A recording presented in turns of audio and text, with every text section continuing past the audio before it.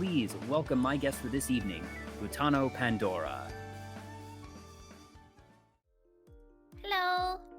Hello, Pandora. Welcome in. Hi. Hello. I'm guessing most people in the chat tonight are already familiar with you, but for those who aren't, or for anyone who might be watching after the fact, if you could please introduce yourself. Well, sometimes I joke that I'm like a 9-foot giraffe. But hello, my name is Utano Pandora. I'm a panda idol who likes chicken nuggies. And I like singing and dancing and sleeping. And it's very nice to be here. I'm very happy to be here. And oh my gosh, no. And I hate being called cute. All right, chat, you know what to do. No, my mods are here. Welcome in, mods. But yes, as you mentioned, you are a fan of chicken nuggies. I know it's a bit of a meme of nuggies, but it's something that you actually very much enjoy. Your follower notification is a pop-up of you saying Chimkin Nuggies. You had a question in your Discord this morning of, should I get McDonald's for breakfast? And the options were yes, or yes, but you have to share with me. And I think everyone agreed, yes, we have to share with you. But one thing I did not tell you earlier is that I actually made a trip to McDonald's myself about an hour ago, specifically for this show, because I wanted to have chicken nuggies on hand for my conversation with you, Pandora. Oh, I'm sorry. I already finished mine. Oh, no, it's fine.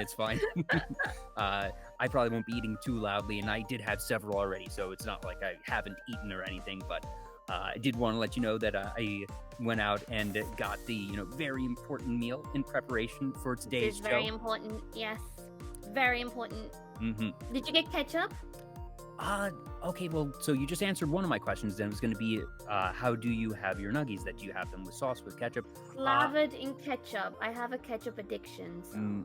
I do enjoy ketchup, but I usually have ketchup with fries. When it comes to chicken nuggets, yeah, I get like that. different types of sauces. From McDonald's, I like the sweet and sour sauce a fair bit. That's usually my go-to. Sometimes the barbecue sauce, but usually the sweet and sour. What is it at the moment? I think there's Japan tends to do like limited edition sauces, so they had like... Oh yeah, you all do get Christmas that. They had a crab one and they had like a cheese one. The cheese ones smell plasticky, and at the moment there's like a lemon pepper one, I think, and a tomato and jalapeno one, but I haven't tried either. Honestly, it's strange. They don't actually advertise in Japan having ketchup on the menu. You have to ask for it. So I always just I say I don't want the barbecue and mustard or whatever. I just want my ketchup. Can I have my ketchup? Mm-hmm. Also, Moral, thank you for the follow. Welcome on in. Hi, Moral. Moral is a blue cat. Ooh. Yes, yeah. No, I've seen more around. Moral's been around for a good while now. Yeah, always reacting to songs and such. Very, very cool. Very, very cool cat. Mm-hmm. You mentioned crab sauce. One thing that I've been pretty open about on the show in the past is that I am from the state of Maryland in the U.S. It's not where I am based out of now, but one of the things that the state of Maryland is known for is their crabs. So hearing that like a crab sauce is somewhere, it always gets me very excited and happy. I would not anticipate something like that ever getting to the United States, but if it ever were, that'd be something that I would go out of my way to get. I feel like in Japan, they I spoke about this before, I don't remember where, but basically Japan does this thing. They take they'll either to get people to buy things, they'll either do one of three things. They'll make it related to the season, so like if it's a season where the strawberries bloom or whatever in this special prefecture, they'll and they make it Japan limited and whatnot. Or they'll make it limited time only, or they'll make it directed to a character. So if you have a limited time seasonal like Mickey, like a limited edition New Year's Mickey, then you sold out. Yep, that's the trifecta. That's Japan. Yep, the Japanese business promotions are definitely among the most Yeah. creative. I actually It's the went same to. with the sauce at McDonald's, so. Yeah, we've had a couple instances in the U.S. where the promotional sauces have done absurdly well. There is the notorious Szechuan sauce, which was brought back because of the Rick and Morty meme, which caused a bit of mayhem, from what I understand. And then there was. I did. I remember watching videos. And then I think there was a BTS special sauce, but that There was less surprising there because like the BTS was. meal. Yeah. Wasn't available here in Japan though. But I'm well, sure you all if get it all was, the other it was promotional awesome. things. We do, yeah, we do here. I used to shop a lot more, and especially there was a time when I first came to Japan. Pokemon centers were doing this thing, like every month they'd have a different Pikachu wearing a different outfit as a special, like it was called monthly Pikachu. And they had other Pikachu toys, but this was like a special one just for that month. So like June is the rainy season here, so the Pikachu that month has a raincoat and umbrella and such. And I was really into that. Whenever I saw like Disneyland was releasing new merch, I'd be like, oh my goodness, I need to buy it. I need to go there and buy it. But nowadays I spend all my money on VTubing stuff and living. Yeah, that's a mood for sure. Oh goodness. Moral saying that Pandora has to do Pikachu impression. I'm actually not going to ask her to do any impressions here on the show tonight because I want you all to go to her stream to get her impressions. But she does do very, very good impressions. That it is one of her channel point redeems, and they're actually pretty well priced. So you don't need to worry about saving up for weeks and months to get a good impression from her. But I do want to make sure that people go out of their way and follow her as well. And I also fear that if we were to open the gates to that we might just spend half the show doing vocal impressions, and I don't want to force that on her. Yeah, I'll do one.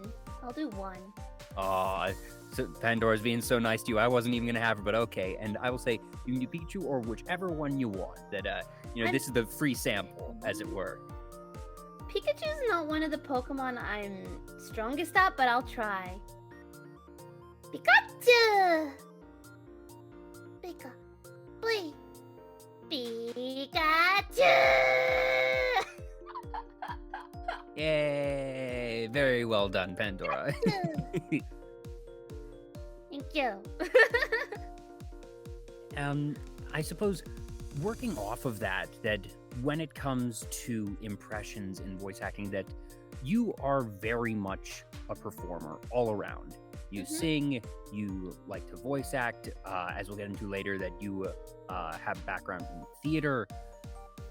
Do you recall what was the first type of performance you did, and sort of how did things grow from there, I suppose? When I was really, really young, my parents were putting me in different sort of stuff. I remember one of the places they took me, it was a school, but it was like Saturday schools that were in the school, and they had gymnastics and the ballet and all these other classes that ran on the weekends there. And so my parents had put me in ballet, and I think as well as tap and gymnastics, because it was all on the same day and they were all like one after the other and very cheap. So I think my parents were just like, well, we'll just put her in alone and see which one sticks. And one of the other things that was there was drama. So every Saturday at this one place, I didn't stay in this place forever, but I was free at the time. It's crazy to think a 3-year-old doing ballet, but it happens. And so they would take me to gymnastics and ballet. I don't think tap stuck, but they would take me to gymnastics and ballet, and then we'd go get a McDonald's lunch, and then we come back and I go to drama class. And drama was the one that really stuck. But this place was kind of far, so they changed my school not soon after. Oh no, soon after. But I think the first one I did was at this place, and it was also the place that taught me about how to do tongue twisters. I think we did Snow White. Might have been Snow White. Yeah, but you know, I've done a lot of musicals and plays and stuff, but I think maybe Snow White was my first. I think they played was a this dwarf. the Disney version of Snow White, or was this one of the more traditional iterations of it? It was probably based around the Disney one, maybe. Yeah, that's one of the interesting things, having been into a lot of theater stuff myself, actually, that whenever somebody mentions a Disney fairy tale or a Disney property like that, there's always the question of, it actually... Oh gosh, I didn't even realize this until just now, but I accidentally, I suppose, found myself with my first acting story, so I might as well tell it because it relates actually really well, and this was actually by accident. I have always been very good on stage. Surprise, surprise, the guy who runs a talk show is comfortable on stage and talking in front of people. I had been MC for my elementary school's talent show a couple of times, and had done chorus and other things, but I'd never done acting. But I had always been interested in it. It was just hadn't had the time in my schedule.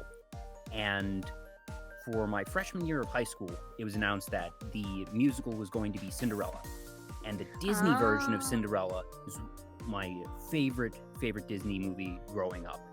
I just absolutely loved the mice and the whole adventure of it all. I thought the music was great.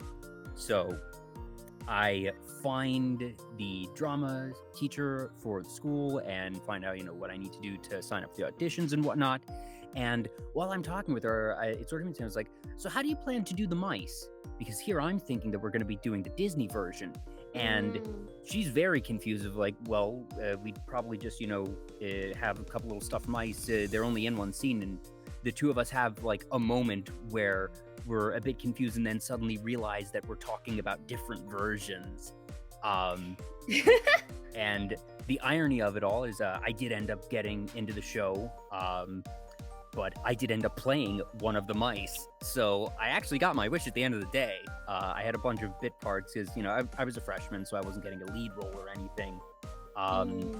But my first time acting actually came off the back of a miscommunication or misunderstanding regarding a Disney versus traditional iteration of a show. The similar thing happened to me. I was in a musical of Treasure Island, and I didn't know what Treasure Island was. I'd never seen the Treasure Planet movie, but I played like a demo of it on a disc for the PlayStation game or something, and I thought it was Treasure Planet. So I asked, when are we gonna have the flying airships? How are we gonna do that? But actually, you said about talent shows, and like it just like triggered a memory for me. I've always done talent shows, like be it dance or singing and such. And I remembered one talent show I did. I've never actually spoken about this before, but ooh, exclusive here on Vtuber Talk. Yeah. I actually used to do magic. Really? Yeah. What type of magic? Oh, a lot of card tricks and stuff, and sort of like, what was it? It was like just trickery. Like it's easily like you control what's going on, and depending on, let's say someone picks a certain thing or a different thing, then you can change the answer to what you're gonna do just to affect the situation. That like I had. When I was really younger, I had this Marvin Magic, I think it was called Marvin Magic set, and that really got me into magic. I still love magic now, but I don't do it anymore. But I really love magic, and I really used to love gymnastics too. But singing's the thing that stuck, and I did do that a lot in talent shows as well. Yeah, but I think a lot of I'm not a magical girl. Okay, I do love magical girls. That's true. But I'm talking about not Sailor Moon magic. I'm talking about literally I'll make this rabbit disappear magic. Yeah, Risu91, and thank you for the follow. Risu91 says making chicken nuggies disappear. Of course, yeah. Well, yeah, I did finish my McDonald's breakfast. I don't know what it is with nuggets. I don't know why I love nuggets so much, but I do know why I love ketchup so much. Oh, really? Yeah. So when I was younger, I don't know. I've always found food dry.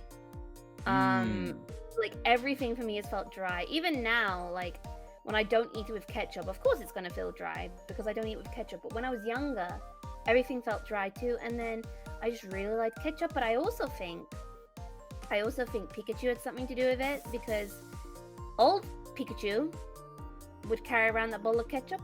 I remember that episode. And in the English translation, Ash had to fake his name, so he called himself Ash Ketchup. Yeah.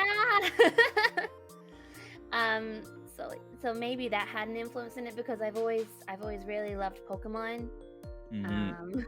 Yes, as indicated earlier. Yeah, Pokemon's been a big part of my life. I have over 400 Pikachus now. He's not even my favorite Pokemon, so. Now, is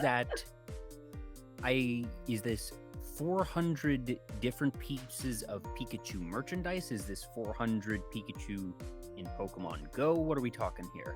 Oh, merchandise. All right, and I guess I have to ask, how many of those are cards versus, plushies or figures? Oh, well, actually, I sold a lot of my cards last July, I think. A good time to sell, to be sure. Yeah, I had a lot of rare ones that were worth like there was one that was worth like $900. Wow. Actually, I have more that I want to sell, but they're in the UK in my parents' home. Oh no. They'll probably just be increasing in value anyways. Yeah, I hope so. They're like Mario Pikachu cards and Luigi Pikachu cards, so it's like Pikachu with a Mario hat and a mustache. What type of promo set was that?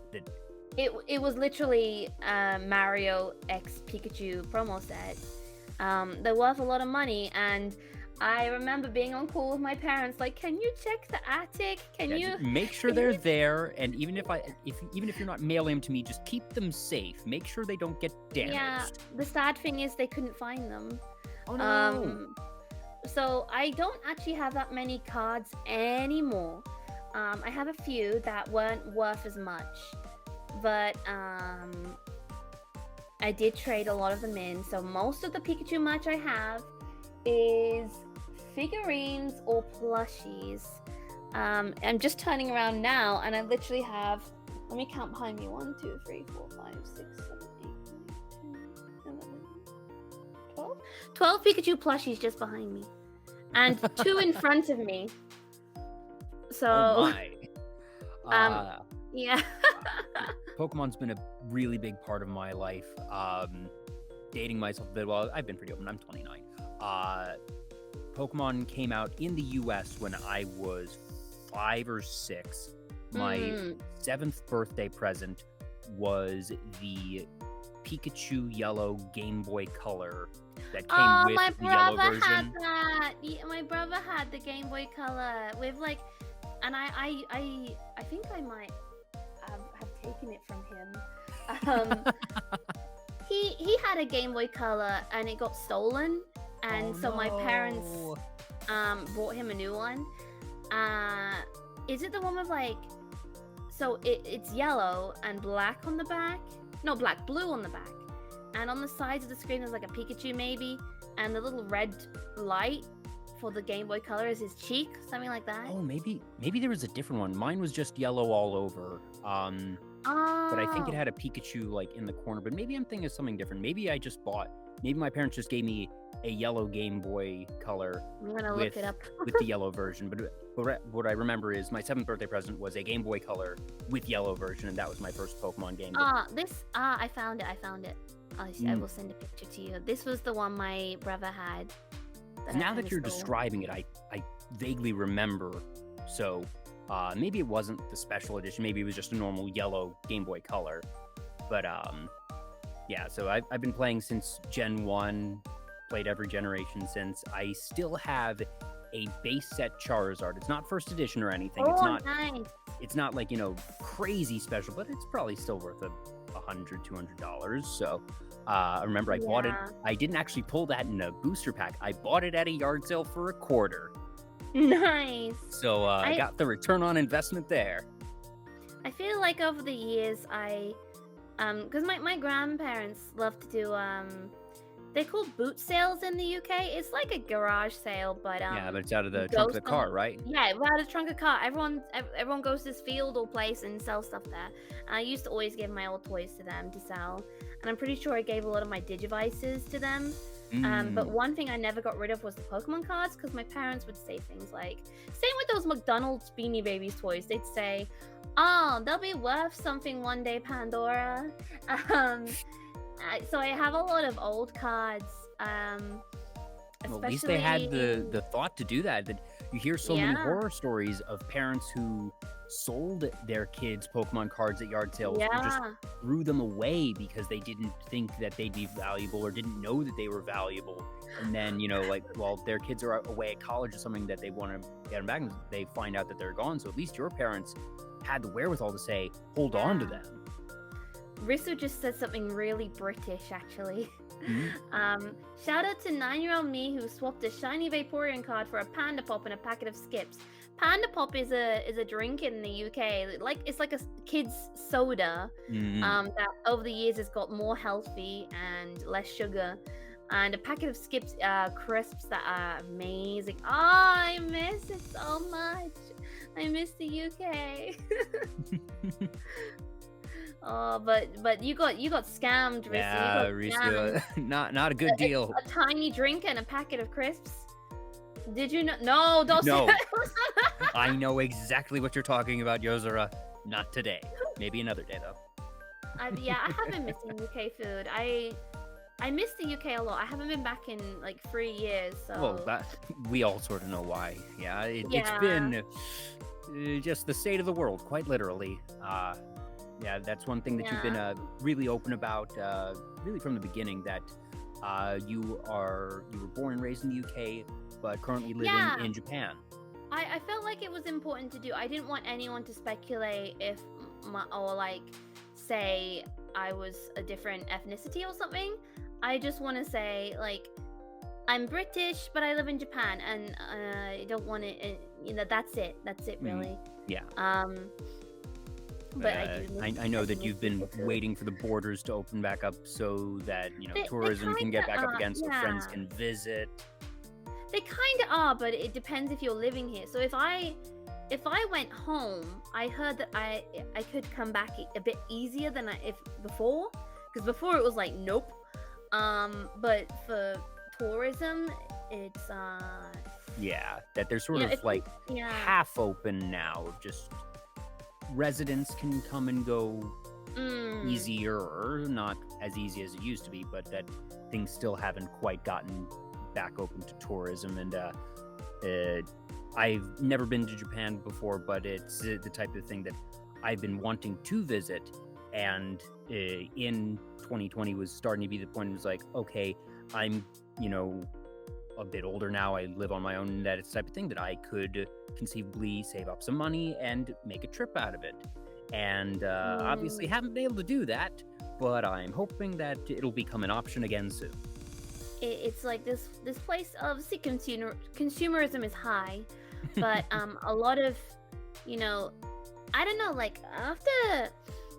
after the Olympics was cancelled, they still tried to keep up the momentum. That I saw them putting up flags for the Olympics and everything, still like trying to keep people's spirits up. But it's I can appreciate the attempted morale boost. Yeah, it didn't feel the same, and it would have been cool to have all the people here for the Olympics. For sure. Would have been really cool. Yeah. But yeah, I have been missing UK food, so if anyone wants to send me stuff, Yeah, I don't know. I love food here, don't get me wrong, but there's just some home comforts that you can't find here. Even though one thing I really miss is owned by a Japanese company, it's not available here. So only unless you import it on like Amazon or So, something. so it is a Japanese company, but They the bought product is yeah. not available in Japan. Yeah, they bought the British company. The Japanese company bought the British company, Oh, okay. That makes more sense. They didn't think that we could try selling it here. There's probably something that's very much like it, but I miss a lot of British food, and I know some people are going to think, how the hell can you miss British food? British food sucks. Now let me tell you, British food sucking is just a stereotype. It's actually really good, and as someone who doesn't like spicy food, I love living it. Love blah blah blah blah. I loved living in a place with food that I love, like Japan. So I feel like I don't think any place has, or any region or country has bad food. That there's different types of food, but generally speaking, if it comes to be known as the area's cuisine, it has to have been done right somehow, some way or another. It kind of bothers me though. Like I met this guy here in Tokyo, a friend of mine. I haven't seen him in over maybe 4 years, but he was like, "Oh yeah, I went to the UK once for a couple days. The food was terrible." We were obviously going to the wrong places, buddy. Yeah, that's terrible. I've had terrible food in Japan, so Yeah, you can find good food anywhere, and you can find bad food anywhere.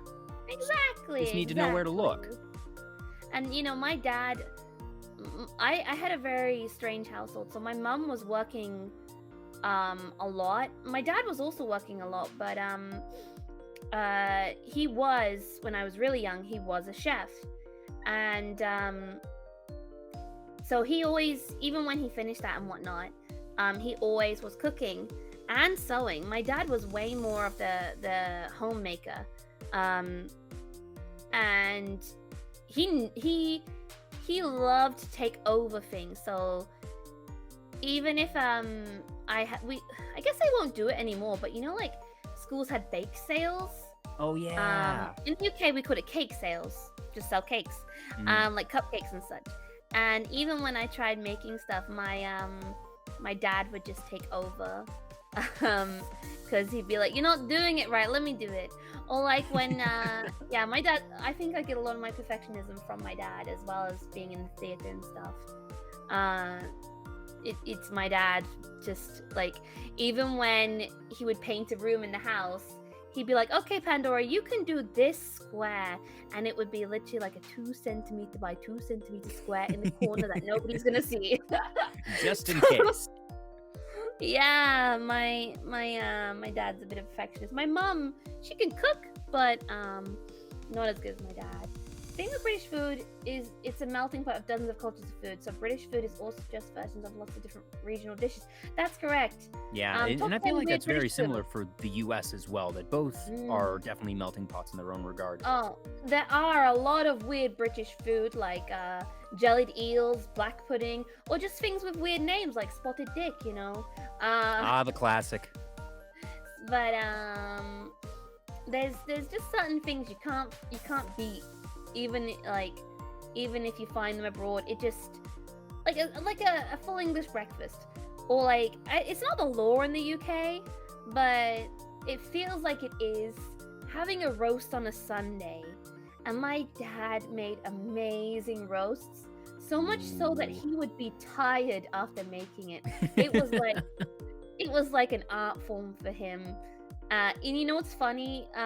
He didn't like work in a pub, making roasts. He worked in a Greek restaurant, and we're not Greek, so. Huh.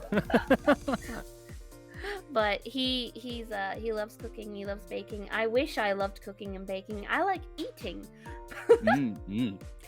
It's funny. My dad, he's a pretty good cook. But for a couple of years, he got really into cake baking. And Oh. he would make these really elaborate cakes. He would make the icing from scratch. One of the classic stories in our household was that for my uncle's, it was like 40th or 50th birthday, and he is a computer engineer. So my father made this very elaborate computer cake that it was multi-layer, and he made it look like a computer monitor. He then had a flat cake, which was the keyboard, and put M&Ms on it, so they were the keys. And it was this very nice thing, and he had worked on it for a while. And we had 2 dogs at this time, 2 miniature poodles, who were very good at jumping up on things. Of course. So the day before the birthday party, my father is, watching TV in the living room, and he hears a crash.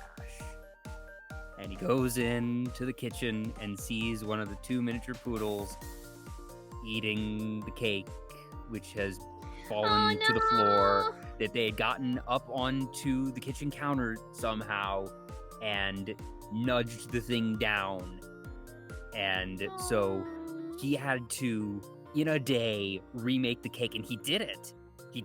Cool. But it was a very stressful day for him. But I think baking mania really got a big boost because of the Great British Bake Off. That story is from 20-ish years ago. Probably close to 15-ish years ago, but it was definitely before the Great British Bake Off. But I know what you're talking about.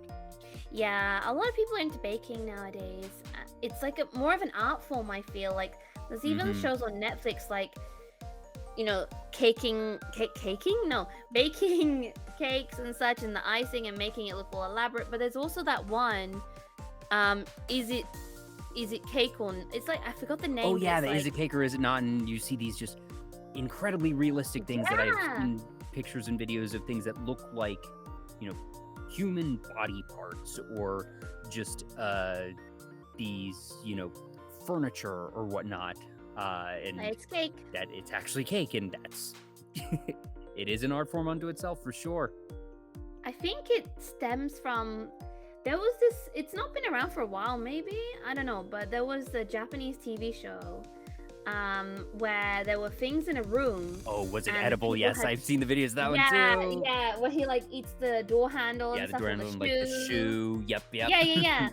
I think maybe some of it stems from there. I could see that, yeah. But that's pretty crazy. You have to imagine, the prop makers or the chefs for those things must have a lot of fun, and good on them of being able to show off their skills that way. Oh yeah, for sure, yeah.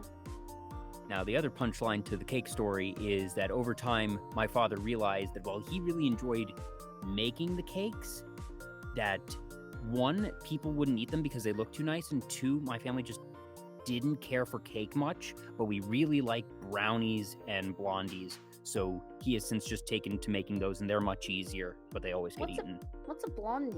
A blondie is the same concept as a brownie, but cookie dough mix in a brownie pan. Oh, that sounds great. Yeah, that it makes it so it's just a little bit cakier, brownie consistency, but not all chocolate. So very nice, very good. Oh yeah, it sounds good. Oh yes, a more delicious alternative to number wang. Oh no, number wang. I had half a mind to prepare a number wang round for you, and I didn't.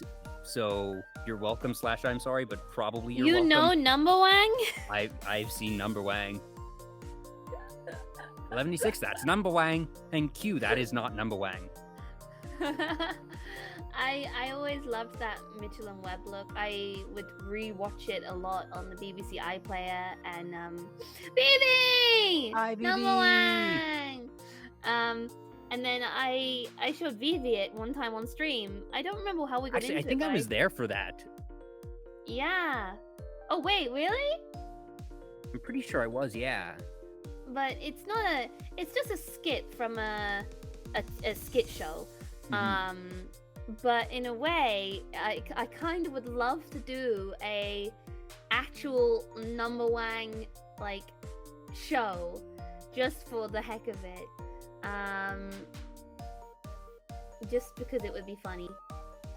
I You did know. a charity weekend for my first streaming anniversary this past January.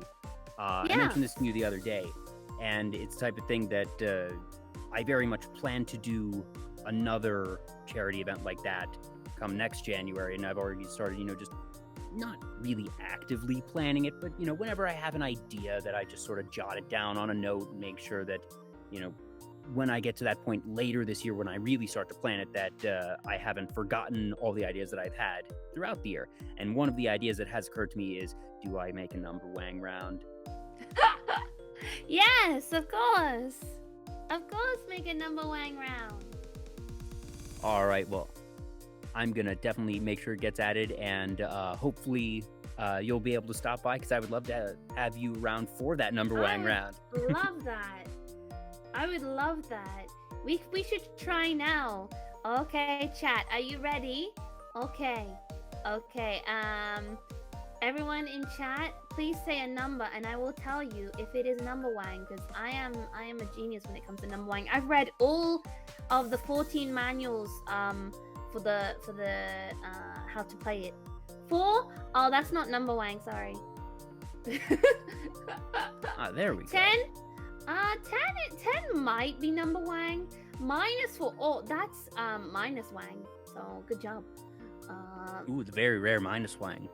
Yeah, that's a really rare one. You got yourselves into a really good position now in this game, Hollow.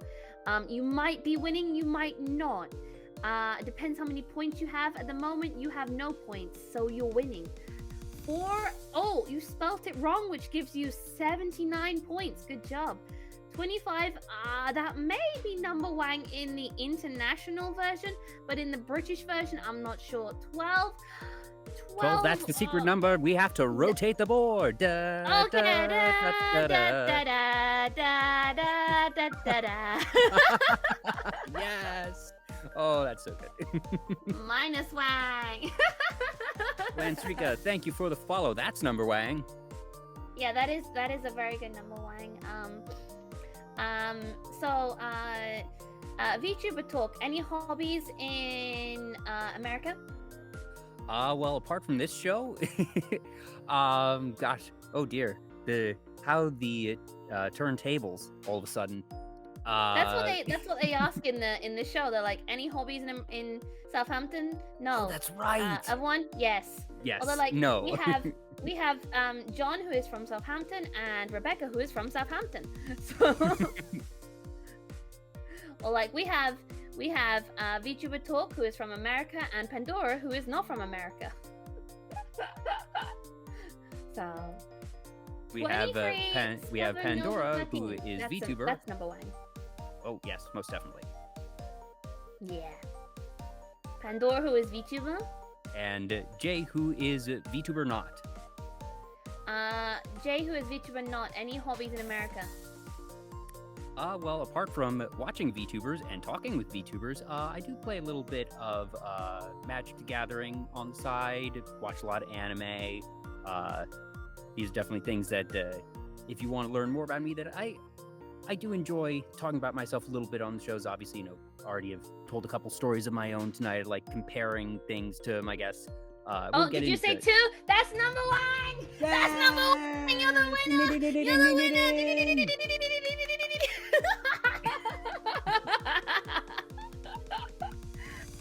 Congratulations, you are the winner of number one, and Pandora, Hooray! you have been wanga numbed, so we're getting out the anesthesia.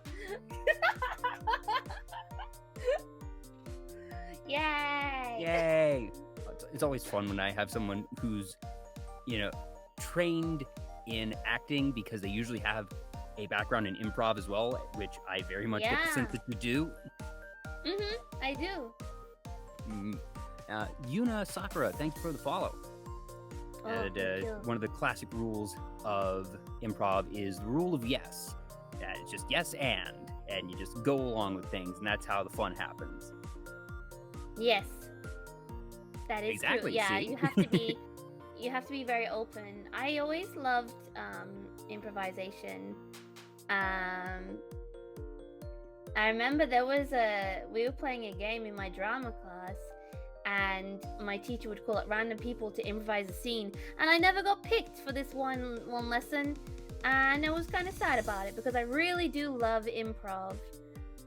It's so much fun. It's so much fun just to get your raw reactions and go with the flow. And I'd imagine that's part of what probably appeals to you when it comes to streaming, of just that it's very much live improv, that naturally you're going to prepare your content to an extent that you might Yeah. be saying, all right, I know you've been playing a lot of Final Fantasy X lately, and you Mhm. might have that as your basis, but as you're going, you're chatting, but then also just, doing silly, entertaining things, that is very much part of your brand, your content, and many other VTubers as well, of just sort of embracing that live performance of it all. I think going into VTubing, I was sort of like, okay, I want to make sure I have like pretty certain things that I will say and I won't say, and I'll be say so, and I don't want to get banned on any platforms, and Generally a good thing to avoid. yeah, although I was banned once on YouTube because YouTube thought I was a 12-year-old, and they sent me a message saying we do not allow people under 12 without parental supervision to stream. Did So you they banned me from accidentally- streaming. Did you misset one of the No. the year number or something? No, Eh. not at all. We know that YouTube has history of silly things. There's the famous incident of Takanashi Kiara's channel just getting vaporized one morning. Yeah. Yeah, it was really annoying because the Team YouTube Twitter kept denying my claims and also kept avoiding answering me. So I ended up messaging them from a different account. And they answered straight away, surprisingly. So, and then finally they were like on Twitter, they're like, "Oh, sorry, there was an error in our system." It's Yeah, just an like, error. You don't say. You don't say. But yeah, I feel as time's gone by, I go into my streams less like, oh, I need to be a bit more like, da da da da da da da, do this, say this, and a bit more control. Like before, it would be like, okay, from A to B, but now it feels like A, and then maybe do a U-turn, or maybe go upside down, or do a backflip, do a barrel roll, and maybe get to B. I don't know, or we could go to C. We'll get there eventually, maybe. And if Yeah. we miss the stop, it's okay. And I feel like that's something that is very natural and happens to a lot of content creators, that when you first start out, that naturally you're going to be a little bit more structured because you're still getting your bearings, and that when you are starting out, it is very natural and probably good to have that type of structure, because then you're able to just, if you can do things in a structured environment, then moving to lack of structure is easier than just diving in and having no idea and just hoping that things go well. That I think that you and many others sort of follow that trajectory, and honestly, even myself, that I can tell in the year and however many months it's been now that I've become much looser in just how I run my own show and how I behave. And it's very nice that, you sort of look back and yeah, you might cringe at some of your old VODs, but at the same time, that's the indicator of progress. Yeah, actually, someone said in my comments that they were watching my old playthroughs of the first game I ever streamed, which was Yakuza, Like a Dragon, and they said like I've come a long way, like in a good way. And when I was playing those games, it was my first time. It wasn't my first time doing this sort of thing, because obviously I did musicals, I've done radio, I've done voice acting and stuff like that, but you know, it was my first time being like a VTuber. So I was a bit, you know, different to how I am now. I wouldn't say things like I don't know, like the other day when I was playing Final Fantasy, nearing the end of my stream, we were on this road, and one of the items that dropped was the P ball, and well, Teehee. I don't think that's something I would have reacted to at the start. But now I don't know. I think I feel more like, well, I swear a lot more on stream at least, but I didn't before because I was so worried about YouTube being like, oh no. But it's okay. By the way, I'm not sure if I ever actually mentioned it to you, but swearing is fine on the show. That I have had some very cool. profane guests in the past, so do not worry. Okay, yeah. I'm gonna say a really rude word. Are you ready? Oh, okay. I'm bracing myself. Okay. Poo poo. Sorry, folks, gonna have to end the show there. That's a bit too much for me. Bye, everyone. Bye. You actually mentioned something a little bit earlier that caught my ear. You mentioned that you've done radio, and I definitely want to get to theater and the other things, and I've discussed theater with a couple of my previous guests, but I don't think I've ever had a guest that's done radio before. If you're comfortable talking about what you did, that you know, I'm not going to ask the station or anything, but what type of stuff did you do on radio? Okay, so first, I was on an internet radio site, and then I did some sort of like unpaid internship for a radio station, and it was actually really scary. They would send me out on the streets interviewing people with this huge like recording device, and then I got to edit it. I thought I was just gonna go get coffee and stuff, but they got me doing like a lot of cool things. I have a relative who worked for radio for a while, and I was always inspired by him.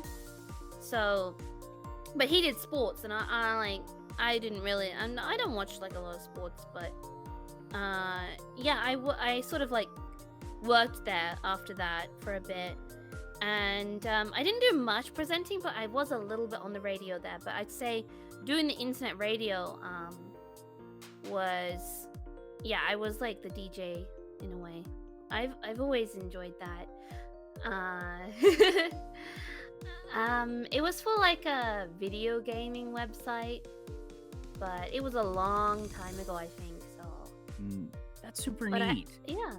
And funny enough, I don't know if this particular story has actually come up on the show before. I can't get into too much specific stuff, but I also had a radio station internship that became unexpectedly involved.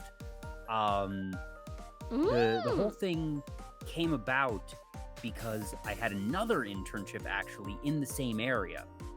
So I was doing my internship stuff for this one group, and it wasn't a full-time thing, it was half-time, but it was not where I grew up. It wasn't in Maryland, so I was doing stuff, and I had found a place to stay for the summer, and I was, you know, just hanging out, not doing much when I wasn't at this first internship, and through a very strange set of happenstance, I at one point got in contact with this radio station, and they offered me an internship. I didn't apply for an internship. They were just like, hey, do you want to be an intern? And I was like, well, as long as you're okay with me being part-time, because I already got this other internship.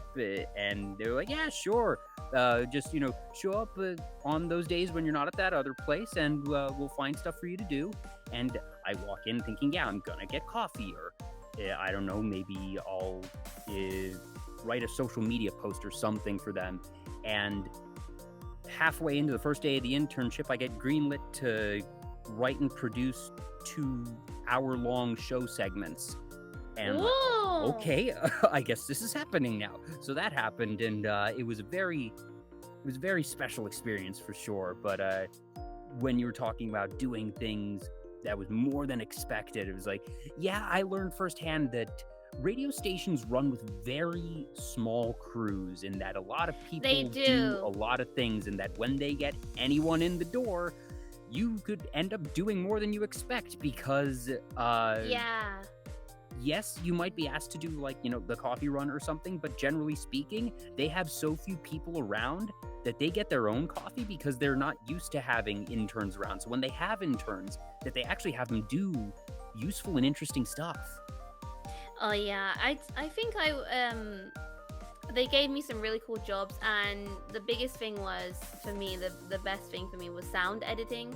I'm very out of touch of it now. Like I haven't done it in a while, but I had to the interviews that I did on the street, I had to edit them myself, and they gave me the computer and everything, and I had such a great time with that. So were you sent out with the assignment of, all right, we want you to interview people with these particular questions or this particular topic?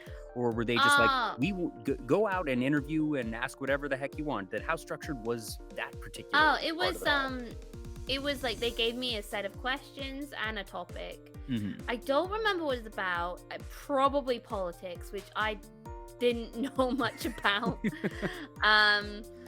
So yeah, it was a fun experience.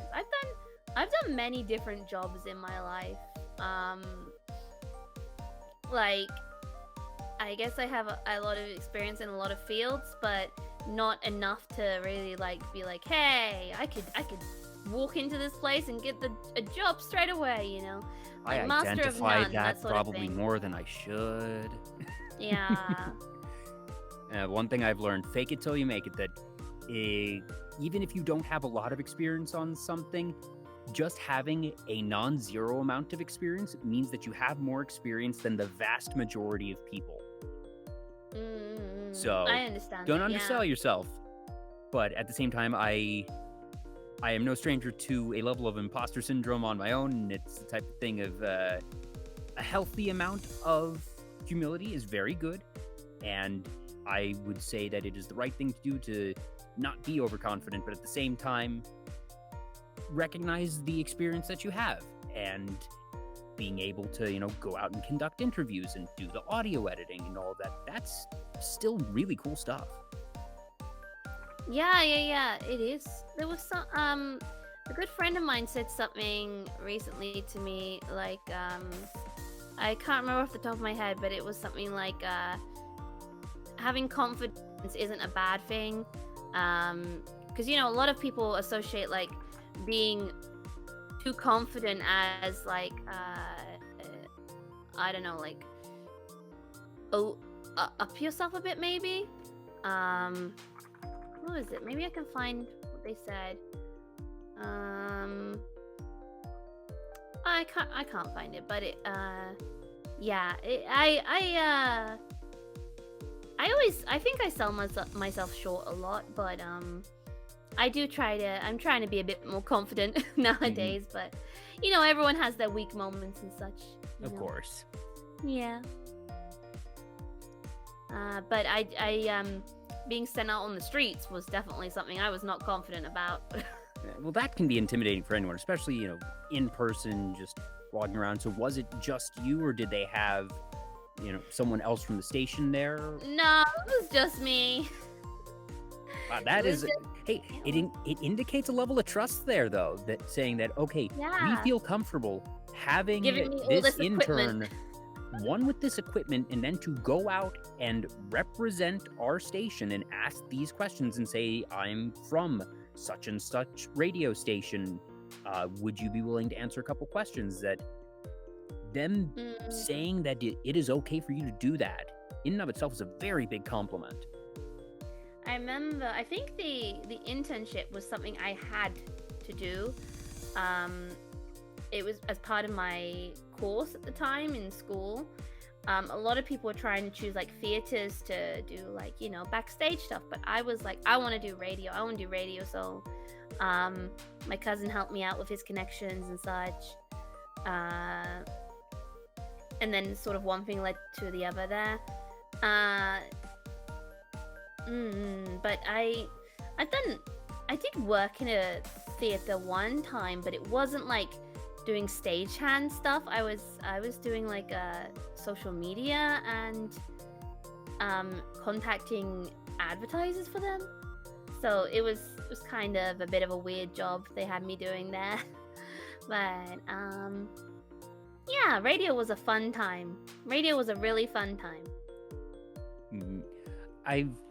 Since I am obviously, as far as you and the audience are concerned, a disembodied voice, that I have always sort of thought of myself in VTuber Talk as sort of a radio host. That obviously, you know, I'm streaming still, but from day one that I knew I didn't want to be a VTuber, and was like, all right, I'm not going to invest in a model, and that the star of the show was the guest always.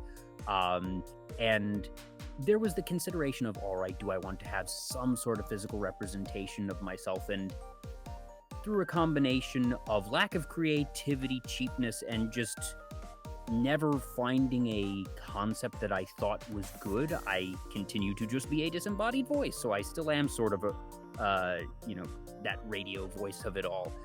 Maybe the voice in my head. Well, the very least, if it makes you feel better, if I'm the voice in your head, I'm also in everyone else's head. So at least I'm a shared hallucination. Hive mind. Hive mind. Woo! But you know, when I was on radio, I had to use a more like radio-esque voice. So it was a bit different. So if your radio voice is different from this voice, could we hear a little bit of your radio voice?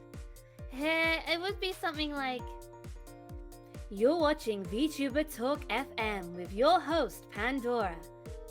Tune in next time and we'll be listening to the greatest hits from 1986. I don't know, something like that. Yeah, it was more like pleasant to listen to. Yeah, I suppose, especially when you're doing those, at least the term that I most associate with that is a bumper, where it's, you know, a pre-recorded little thing that you have, or sometimes like, but at the beginning or end of segments saying, you know, station identification, what's the show that's going on, that, yeah, that usually does end up being you're listening to VTuber Talk with Utano Pandora and Jay. Yeah, your voice has to go up and down to sound exciting. Are you looking for car insurance? Call today, don't delay, that sort of thing. Yep, exactly. Your voice has got to go up and down to keep the attention of the listener. If you do monotone, they're not gonna listen. Nope. So you gotta go like, welcome to VTuber Talk FM with your host, VTuber Talk Remix. The one pre-recorded thing that I do actually is the little intro at the start of the show that the folks would have heard. If you're watching the YouTube replay, I chop all that out, and I chop out most of the little introductory monologue that I have. But the show always opens with live from twitch.tv, it's VTuber Talk. This week, our guest is Utano Pandora. It's all about to begin on VTuber Talk. Yay! She does sell herself short, but I'm actually tall, so... Ha-ha! That's another thing about me. If you've known me for a long time, I love puns. My like meme tag is Utano Pandora, so... Yes, that's right, it is.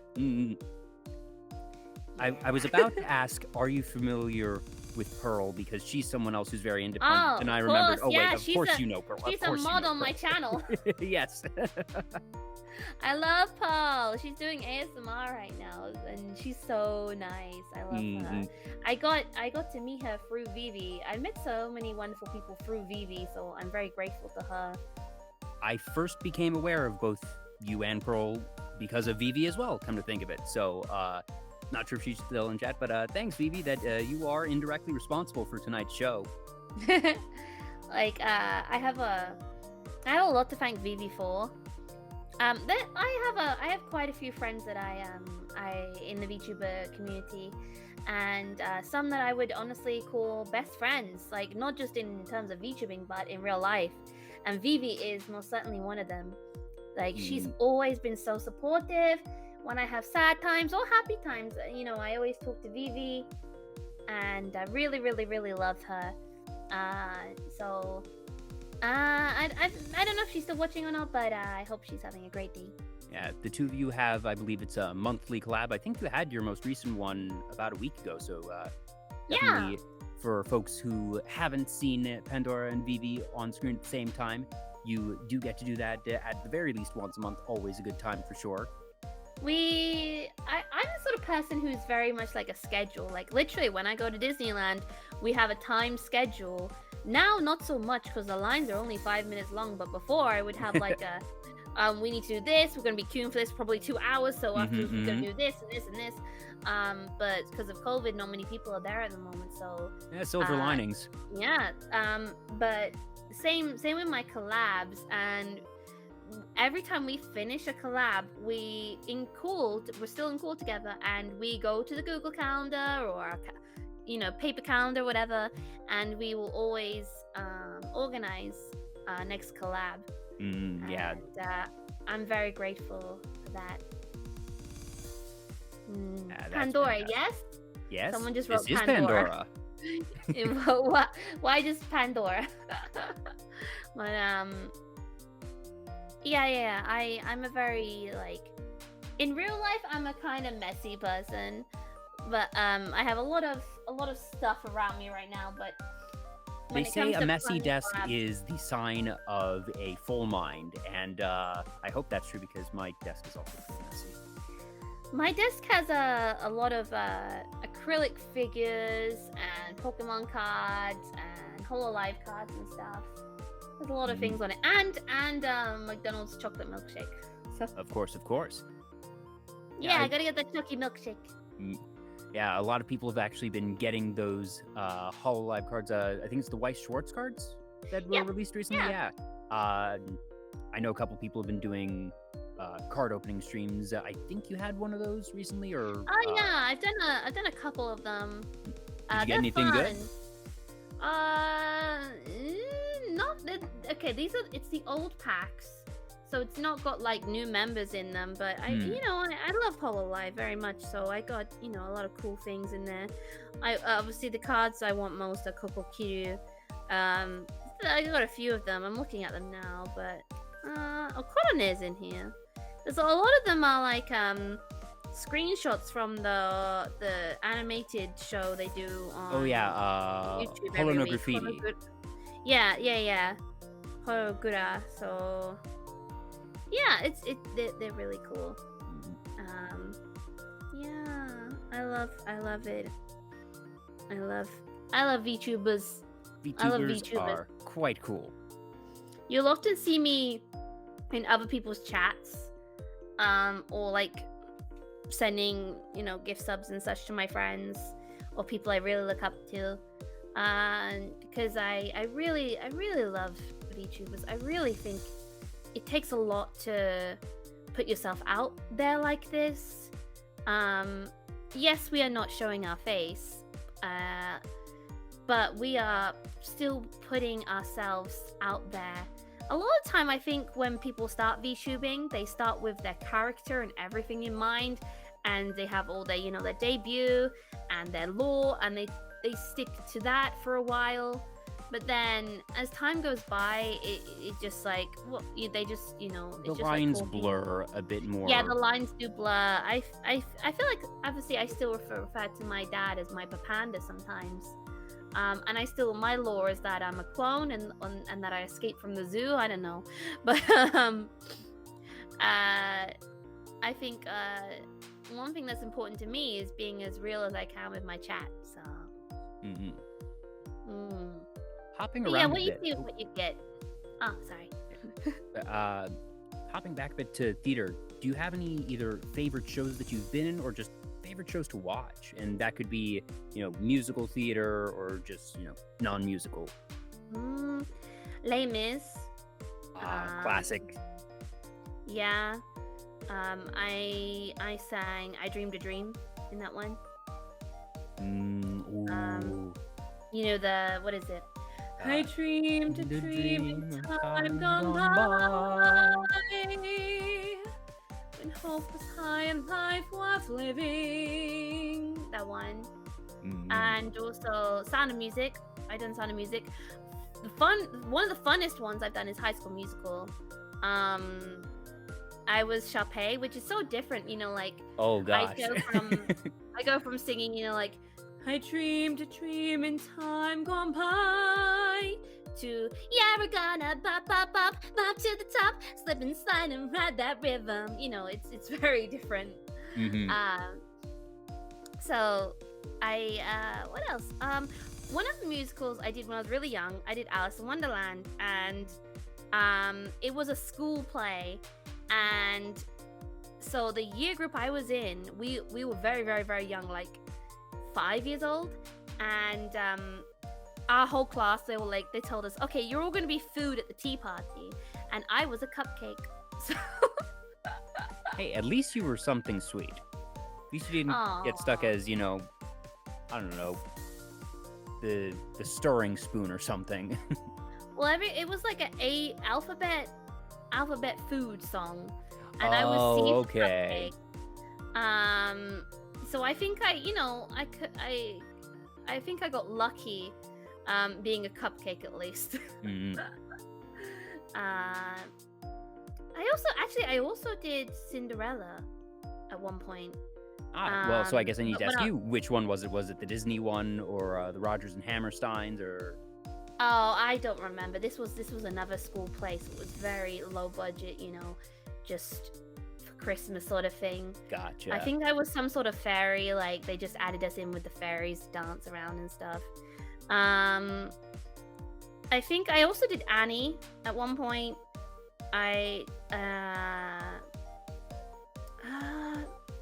did We Will Rock You as well, but I've done musicals on small scales and big scales, like in theaters and stuff, and yeah, High School Musical was pretty fun. But I don't just love singing, I love dancing a lot, and I used to dance more, and I got injured, so I can't do as much as I used to be able to. I'm not as flexible, but I really still love dancing. Really, really enjoy it so much. Recently, I just do a lot of K-pop dances though. So. Yeah, I was about to ask any particular style, because you mentioned tap going way, way back to the classes that you took when you were very young, but you had also said that tap was one of the things that didn't stick.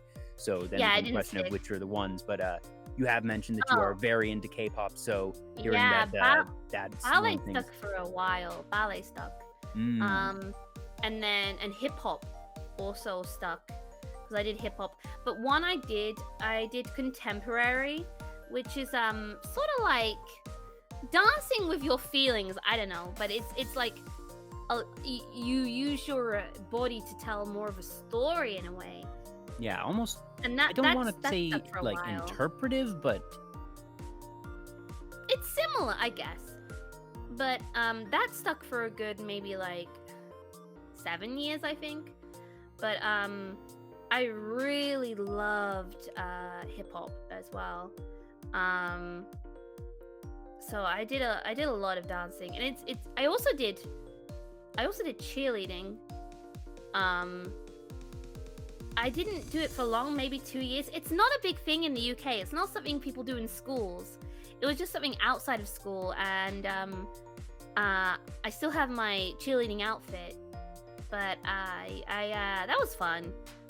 But because I was tall, I wasn't one of the people who was thrown into the air. I was one of the people who had to hold people up and do the throwing. I had to catch, and I was severely scared.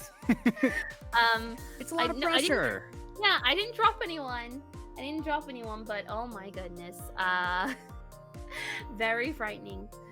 But I was very fortunate that my parents were always allowing me to try a lot of things. I had a lot of friends whose parents were really strict, and couldn't do anything outside of school. Literally go home, do homework, go to bed. But my parents let me do everything. Like I did netball, which is like basketball, but you don't move when you have the ball. I did cricket, I did soccer, well, football, but I did a lot. But dancing is very important to me, and singing too. But I do have asthma, so sports is fun, but like I don't want to die. Taxing, yeah. I have, it's called allergy-induced asthma, so it's not a persistent thing, but it means that in allergy season that my breathing can be affected. It's nothing dire, but it means that things are a little bit touchier, and I just have an inhaler that I use when I need it. But I definitely understand that struggle. But it's awesome that you had supportive parents, and I am also just incredibly fortunate that my parents are also very supportive of my siblings and I, and really everything that we did. That growing up, my bedroom was covered in sports stuff, like pennants and sports pictures and jerseys, because that was how my parents set up the bedroom of their first son. Oh, chicken nuggies, here we go, yeah. And I did baseball for a couple years, and I got put on some teams with some jerks, so I sort of floated away from that. And when I started getting into band, and I picked up trombone when I was in 7th grade, and when I got into theater when I was in high school, my mother had done theater in high school, hadn't done anything really since then.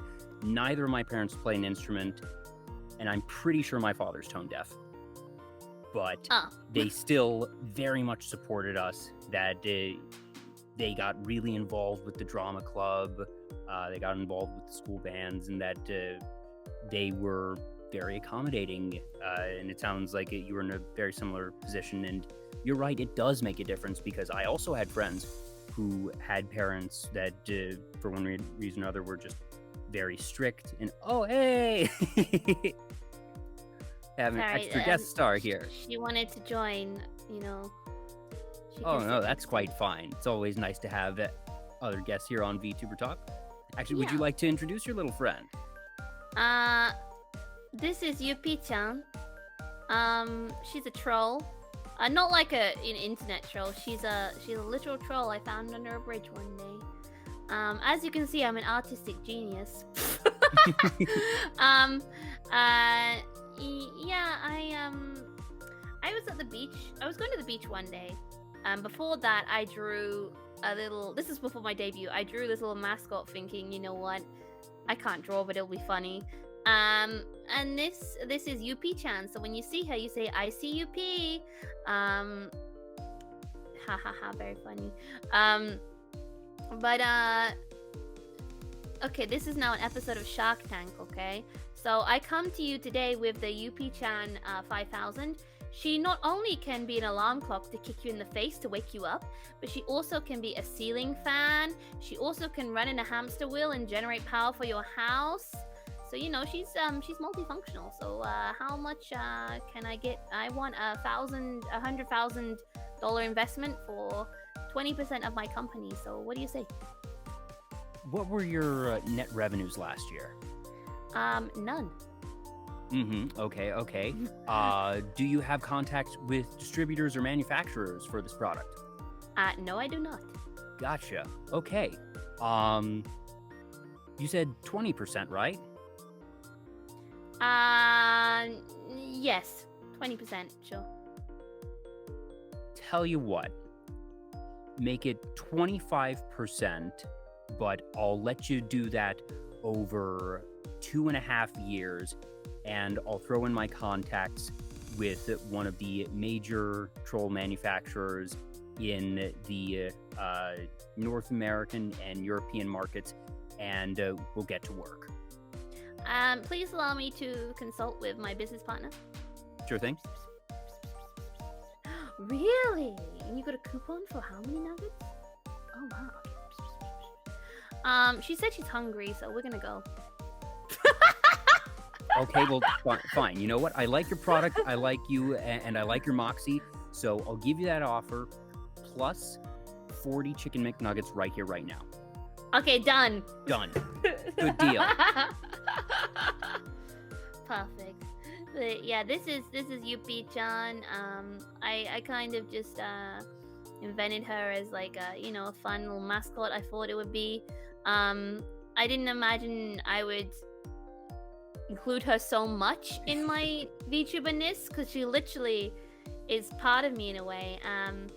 I give her new outfits sometimes. I make different versions of her. There's a VV version, actually. It's maybe I can find it. It's a You VV. say you're surprised. I'm not surprised at all. People love when VTubers, have their little gremlin versions. That VV has Chibi. I know a lot of people have commissioned their own, little chibi models. Oh yes. So I'm not terribly surprised. I'm actually curious though. At what point did the spinning legs come into play? Was that something that from the get-go you had in the design? Was it part of the plan, or did you accidentally stumble upon it? Because I feel like that's very iconic of Yuppie-chan, but will it's show so you. out there. So I like to make weird videos. I haven't had the time to make them recently. Where's one that I can show you? Give me one. Un momento, por favor. No problem. By the way, Tez Kinoku, thank you for the follow. Thank you. And thank you all for tuning in tonight. Having a great time so far. We're probably going to go for another hour and a half. I don't want to keep you too long because I know you still have some stuff that you need to do today, Pandora. But having a blast so far. Well, we can keep talking while I find it. So. I guess. So you shared some of your shows. A couple of the ones that I was involved in that I was usually on stage. For all the ones I did in my high school, I was on stage. One of the shows that I really enjoyed was a show called Kiss Me Kate. It's an older show. Not sure if you're familiar with it, but basically it's a show within a show, and it's a company that is putting on The Taming of the Shrew. And the William Shakespeare. Yeah. Yeah. Mm-hmm. But then there's other things going on with the cast backstage, a couple different romance things, but also that the show's producer has debts to some gangsters, and these two, sort of tough guys, but also in their own right, they're bumbling gangsters, are trying to get him to pay up throughout the show, and I played one of the two bumbling gangsters, which was a lot of fun. And then there was one called Curtains, which is, funny enough, another show within a show. And I actually got to play a British director in that one. Really? You did a British accent? Yes. What show was this? It's called Curtains. It was actually the last Kander and Ebb show.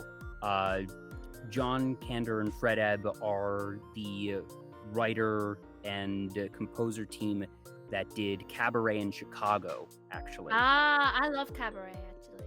Yeah. I say it was the last Kander and Ebb show because, sadly, Fred Ebb passed away shortly before the show went to Broadway. They actually added a song in his memory in the very late part of the rehearsals and production to sort of memorialize him. It's a very beautiful song called I Miss the Music.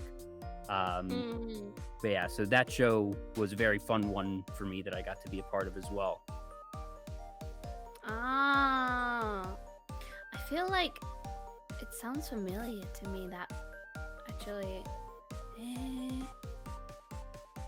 Did I do something like that? I know I did Cabaret, and I've done Chicago as well. Yeah, those two are definitely very iconic. Curtains is, while it has that pedigree from that team, it was a successful show, but not a mega hit or anything. So some people have heard of it, but not a ton. But it's definitely one that very near and dear to my heart. It was the last show I actually did in high school, so a lot of very fond memories there.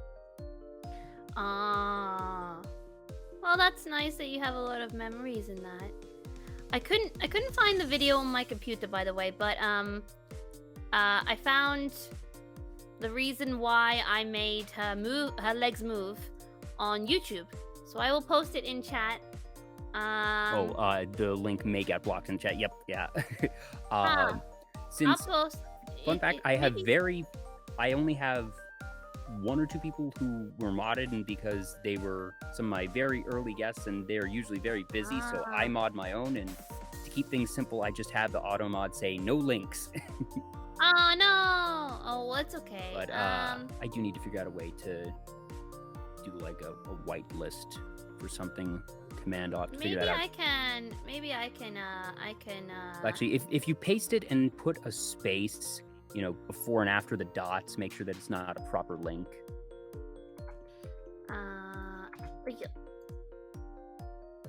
Like this. Bonked on our own interview live stream. Yep. Oh, no. I'll just. There we go. There you go. That's what you're looking for. This is why I made her run. Need to look. Yeah. Let's see here. What do we have?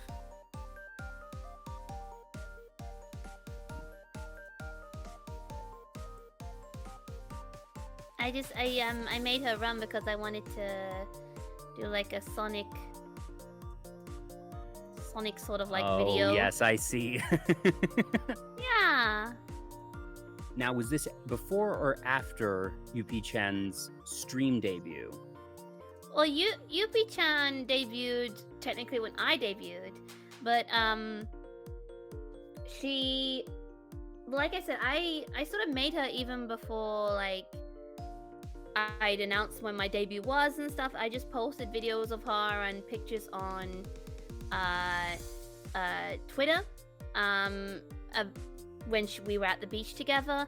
I also made a video. She went swimming and she drowned, but it's okay because she's not human. So she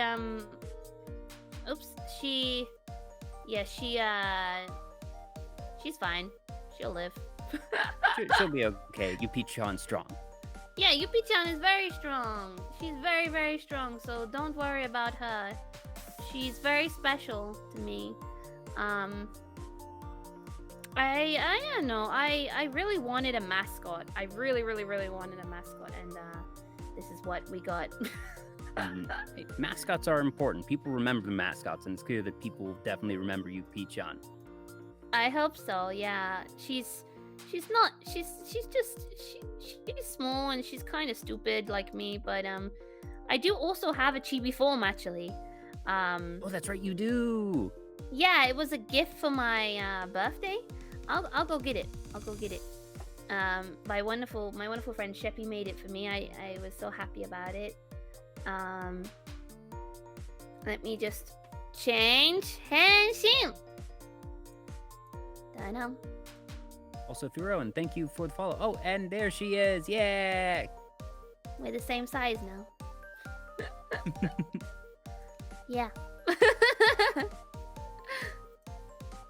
Small Dora, mini Small pan. Dora, yes. Yeah. But I like to imagine Yupi-chan talks with like a mix between Mickey Mouse and Toad from Mario. So. I'm trying to imagine how that would be, because I guess. Hello. Hello there. So I can. What's up? So I can do the Mickey Mouse. Gosh. Oh boy. I like doing Goofy's gosh. Gosh. Everyone, did you know that Goofy dies in Kingdom Hearts 2? Did you guys know that? He dies! Spoiler alert. Kingdom Hearts 2 has been out for how long now? I think statute of limitations for spoilers is... Came out like 2004, 2005, so... Yeah, almost 20 years. But still, it's been an exciting time for Kingdom Hearts fans with Kingdom Hearts 4 getting announced and whatnot. I remember you were actually discussing it a little bit on one of your streams this week, and I can't remember if you were happy or upset that they got rid of Sora's clown shoes. I'm upset. I'm outraged. I'm gonna boycott the game. I say that we have a protest. We get the cardboard cut out like of his shoes and hold them up in the air to demand that Square bring back the shoes. No, you know, I know that the new Kingdom Hearts and the Yozora and all that stuff were was it Nomura's dream for originally, you know, it was Final Fantasy 13 part blah blah blah blah blah blah, and then it was changed to 15, and then they changed the story a lot, so he didn't get to do that whole arc, and then they just brought it in randomly in Toy Story Free World and Kingdom Hearts Free. Toy Story Free World, just the Toy Story World. I did not know this production history. Okay, so I can believe it though. That's the thing. Yeah. I know that the writing and lore, obviously, for Kingdom Hearts is famously complex, but also for Kingdom Hearts not for Kingdom Hearts, I meant for Final Fantasy, that since each iteration is basically its own thing, that it makes sense that they might have something that they could sort of port over into Kingdom Hearts. Yeah, so Final Fantasy 13 was supposed to be a lot bigger, but I think a lot of people, including myself, were disappointed by 13. Especially the first game. I love raiding in with Party 15. Welcome in so much. Hello. Well, welcome in so much. Welcome in. Thank you so much. I am talk show host. I talk good. I word fine. Hello, everyone. Welcome on in. This is Vtuber Talk. I'm your host, Jay, and I'm talking with Utano Pandora tonight. Hello. Nice to meet you. Tane Tenchi, welcome in. Tane's been on my show before and also appeared on the charity marathon in January. Always a pleasure to see you in chat. Nice to see you. Thank you so much for raiding. Yes, thank you. We were just talking a little bit about Kingdom Hearts lore and the combined lore with Final Fantasy, and how the writing team apparently had different parts that were initially planned for certain titles that wound up in other ones. Yeah, I think Nomura really wanted to make his version of that Final Fantasy 13 sequel, and then when they kind of moved the story over to 15, because it literally just were like, they had this announcement where they had the original title, because there was actually another part of Final Fantasy 13 that was on like the PSP or something, I don't know, or like a spin-off, but they had that original title that they had, and then it disappeared and reappeared as Final Fantasy 15, but then the story was completely changed, and the character of Yozora never existed until Kingdom Hearts 3, when it was just like in there as just like a fun little thing, and then they sort of just brought it back for Kingdom Hearts 4, I guess. It's amazing how they were just like, yeah, we'll just put it in as a little world in the Toy Story world. We've got this little, leftover dish of stuff that we made a couple weeks ago. Let's throw it into, the big it was meal several that we're years. preparing. several years of, but I guess it was like his love child. But I do love Kingdom Hearts, and I'm one of those people who will spend a long time at night, and for Final Fantasy too, just like reading Wikipedia pages about stories and such. And even to this day, there's some parts of some Final Fantasy games I get very confused about, but I really love the storytelling in those games. JRPGs are a big part of my life, and storytelling in a video game is important, but also I also enjoy games with multiple endings. Free Realm and multiple endings are pretty cool. Especially, did you ever play Detroit Become Human? That game is amazing. I haven't played it myself, but I've watched it played on stream by many people, so I do know the game. Also, Fluffy Cow 1 and Oatsmate, thank you for the follows.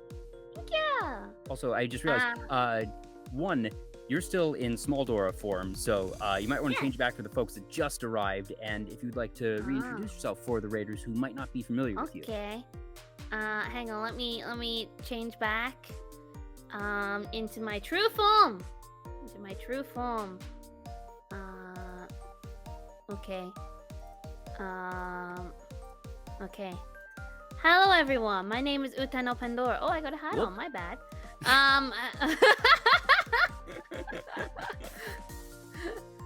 Yes, the problem with this model obviously is the hat. That was the mistake here. Yeah, that was the mistake. I'm so sorry. I can't believe I had my hat on. I do apologize. Hi, I'm a chicken nugget. Well, I'm a karaage, but is that a salad? Oh no, no salad on my chicken. It's the very pretty leaf garnish to make the chicken look like it's healthy when it's really just fried chicken. Yeah, I mean, who eats the leaves anyway? Are you a rabbit? All right, I'm changing back now. Okay. Let me take off my hat. Okay. You are what you eat. Hello, I'm back. There we go. Hi, I'm Utano Pandora. I'm a panda idol VTuber. I stream on Twitch and YouTube. And yeah, nice to meet you. Thank you for raiding. Yes, thank you so much for raiding. Goodness, let's see here. So, Final Fantasy Madness. You were actually playing Final Fantasy X earlier this week. Yeah. It's not But your you first know, time playing that game. Yeah, no. It's not my first time. It's not my fifth time. It's probably like my seventh time. But there's still many things I don't understand about it. So I've had some friends like Jack Mango, who was in the chat earlier. Like, he had a real long call with me explaining a lot of things I didn't still understand, because when I first played it, I was very, very, very, very, very young. And it wasn't until later on that I even finished certain games like Final Fantasy VIII or Final Fantasy XII. It was very, very later on that I was able to complete those games, because when you're young, there's certain things you just don't understand or how to play through. I'm pretty sure when I was young, when I was playing for it, I had no clue how to do the sphere grid, so I'm pretty sure I was always under-leveled. But now look at me, I'm winning Blitzball. I won the championships. Yay. Yeah, and I found the P-Ball. You know what that means?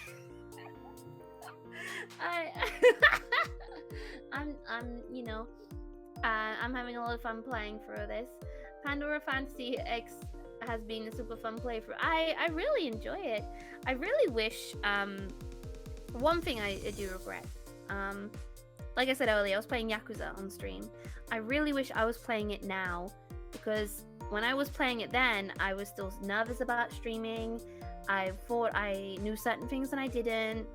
But I really wish I was playing it now, and I could replay it, but I won't. I'll heard there's gonna be a sequel to Like a Dragon, and the reason why I like a Dragon and maybe won't try the other Yakuzas is because I do like Kingdom Hearts, but maybe people are gonna hate me for this, but I really like turn-based, because I've been open about this on stream, but I'm dyslexic and dyspraxic, which means I don't have good spatial awareness and stuff, but I like to have time to think when I play a video game, which often when I don't think, it turns out me throwing a phoenix down at someone who isn't dead, or stuff like that, or sending Lulu to hit with her tiny little Moogle. So I really appreciate that time to think, and Yakuza Like a Dragon gave me that time. Yeah. That makes sense, yeah. Also, Steel Prophet, welcome in. Thank you for the follow. Thank you. Another turn-based strategy RPG that I know that you're very fond of is the Persona series. I myself I've only played Persona 5, and I got to that one a little bit late, but I thoroughly enjoyed it, and I have several friends who swear by the series at large, that I know it's obviously a very storied and beloved series. So here's my advice. For the first game, they made it, then they remade it with an extra, like, halfway through the game, you can go one way, or you can go, like, do the Ice Queen route, or you can stick with the original route. The thing is, with 1 and 2, they don't get a lot of love, and people hope they get remade one day. Memory serves, they weren't. I don't know if they were ever released in the West. Originally, it's funny because the original Persona 2 was not released and the sequel was, but then when they remade it, the original was released and the sequel wasn't re-released. But because that's not convoluted at all. Persona 2 story is very kind of weird, but it's all about rumors and such. But they're both good games. But they're kind of separated from the 3, 4, 5, which have a lot of base around. They sort of have the same sort of style to them, and they have signature colors. Persona 3 is blue, Persona 4 is yellow, Persona 5 is red, and they really stand out. And at the moment, a lot of people are hoping for a PC release of Persona 3. When I played it, I only ever played the portable version, which was terrible. You weren't like walking around in the scenes and such. You were a blob on the screen, a literal blob. But you could play as a girl, and that was nice. Would be cool to have more female protagonists, but for me, Persona 3 is fantastic for story. Persona 4 will always hold a special place in my heart because it was the first Persona game I played. And Persona 5 is just amazing. The music is phenomenal. Phenomenal? Yeah, sure, that one. I could talk about it for ages. Yuna Sakura in the chat right now, she's my friend, and we love Persona, both of us. So she's a big fan of Futaba. I'm a big fan of Anne. I actually have a shrine for her. It sounds kind of weird because a lot of people are like, no, I like Haru or Makoto. No, I like Anne. P4G was the first Persona I cleared multiple times. Yeah, me too. And I just phenomenal. Nom. I see Jack Mango is a Futaba fan. Also, thank you for the follow, Jack Mango. If this was Vivi being interviewed, she would be like, how I'm like going crazy about like my love of Persona and Kingdom Hearts. She'd be doing Fallout, of course. Oh yes, of course. Yeah, I know she's a big Fallout fan. I haven't played much of them, but I played one a little bit. I think it was Fallout 4 maybe. But yeah, Persona is a big thing for me. And there was a cafe in one of the Sega arcades, which is now shut down. Rest in peace, Sega arcades. That was a Persona related, and I went to a couple Persona cafes actually, but highly recommend the Persona series. It's crazy how it started off as a spin-off to Shin Megami, and now it seems more popular than Shin Megami. Like, everyone's really hoping for Persona 6 soon, or we're probably gonna get Persona 5 Racing or something, I don't know. But it was I love it. So yeah, sorry for talking too much about that. No, this is a talk show. That's what you're supposed to do. You're doing it right. That's good. Persona 5, okay. like I said, was my first time actually playing a Persona game that I've seen the others around. I've seen cosplays, like I mentioned. I have a lot of friends who are huge fans of the series. Persona 5, for me, like you said, it's just a phenomenal game. It's really good. The story is gripping from the get-go. They go a lot of very different places. They develop the different characters. I used a guide for my playthrough on the story part. That I didn't use a guide for any of the palaces or anything. That I let that be, all right, I'll figure this out on my own. That's fine. But the way I generally play games is I will usually play games once. That I don't replay things a ton because there's so many games to play, so many shows to watch, so many streams to watch, that unless something is like top 5 all time for me, I usually don't revisit it. So that means that I take my time with my playthroughs because I want to make sure, all right, if I'm only doing this once, I want to be able to get everything out of it in this first go through. So Yeah, when it I came get to that. the Yeah, social you go links and into it fresh, everything, but that I wanted to make that's sure the that I didn't miss problem with those the game, stories. though. Like, Mhm. the social links. So, you have to have certain stats to unlock certain people for Yep. social links and such. So that's why a lot of people play the New Game Plus, uh, so that they can unlock the social links earlier because your stats roll over. And Persona 5 was one of the games. I thought originally I only ever platinumed Detroit Become Human, but I think I got really far into getting all the trophies for Persona 5. I do have Persona 5 Royal, but I haven't finished playing it. Maybe I'll play it on stream, but yeah, highly recommend. The stories are great. Persona 4 story is a bit wacky in places. But I'd say the Persona 3 story is just amazing. I was gonna say phenomenon again, but highly recommend. If you do like Shin Megami and you do like Persona and you do like Fire Emblem, I'd also recommend. It's kind of not really a big game, but it's called Tokyo Mirage Sessions. I originally played it on the Wii U, but I never finished it. I've got it on Switch. I want to play it on stream, but I'm worried about like copyright because there's a lot of songs in it. That's the music one, the rhythm one. Yeah, well, it's not really rhythm based.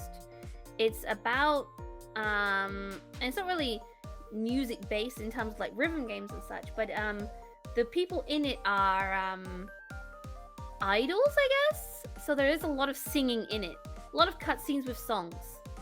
So highly recommend that game too. Persona Pandora. I want to be drawn in Persona style. I love it. Maybe I can get a skep. So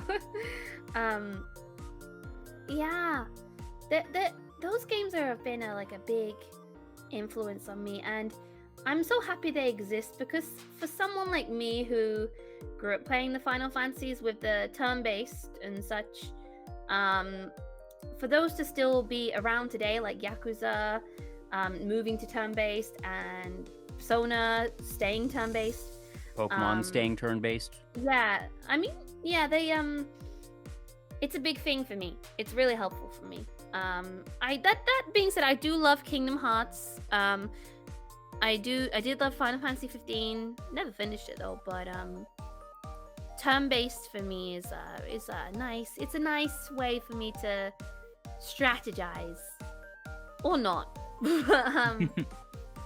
The worst is if it's like random encounters. Like in Persona 5, it's not really random encounters. Same with Persona 4 and Persona 3. You can see a little thing them on the on map. the overworld. But Final Fantasy X is not. So you take one step and then crash. Yeah.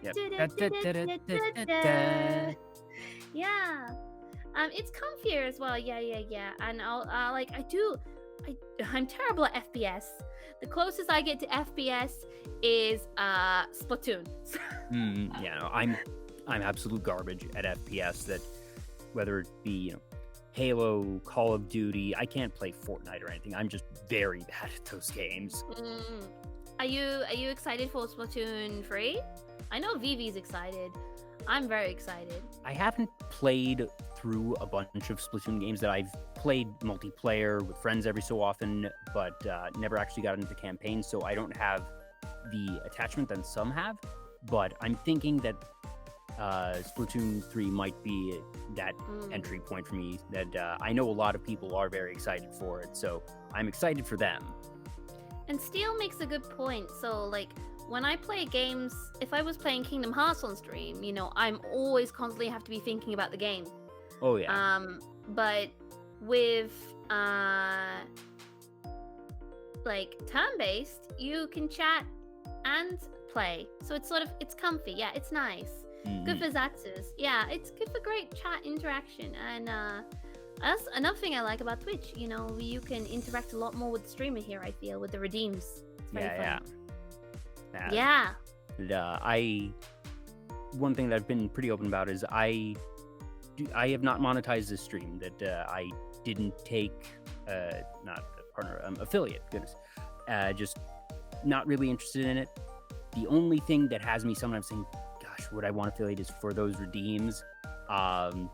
And I've sort of decided against that, partially because I want to be able to stay as focused on the guests as possible. And while I do try and interact with chat a fair bit, that I think the redeems would risk potentially a bit too much disruption. So maybe it's for the best that I don't have them anyways. But I as a viewer, love chat redeems. That I think it's one of the best things definitely about the platform, and something that I always look forward to whenever I find a new channel, that I always go to their redeems. And it's like, all right, even if I don't think I'll ever get to the high point ones, I love seeing the different creative things that people have. That, you know, there's the standard ones of, you know, posture check or take a drink and things like that, but even just different people will name these very standard redeems with, you know, different flavored titles, that something that matches them and their personality. And I always love seeing that. I think it's a really great way for interaction,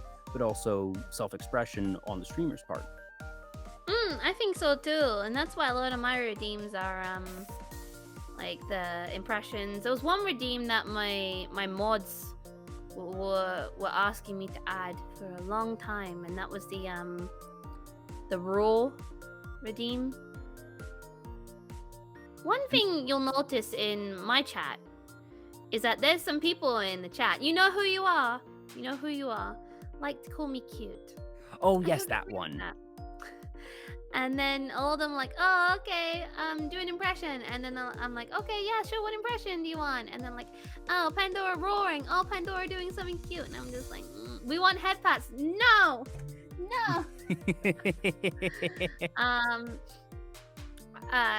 I do have a raw one. And I have some that like change, you know, I'll put on the chibi form and stuff.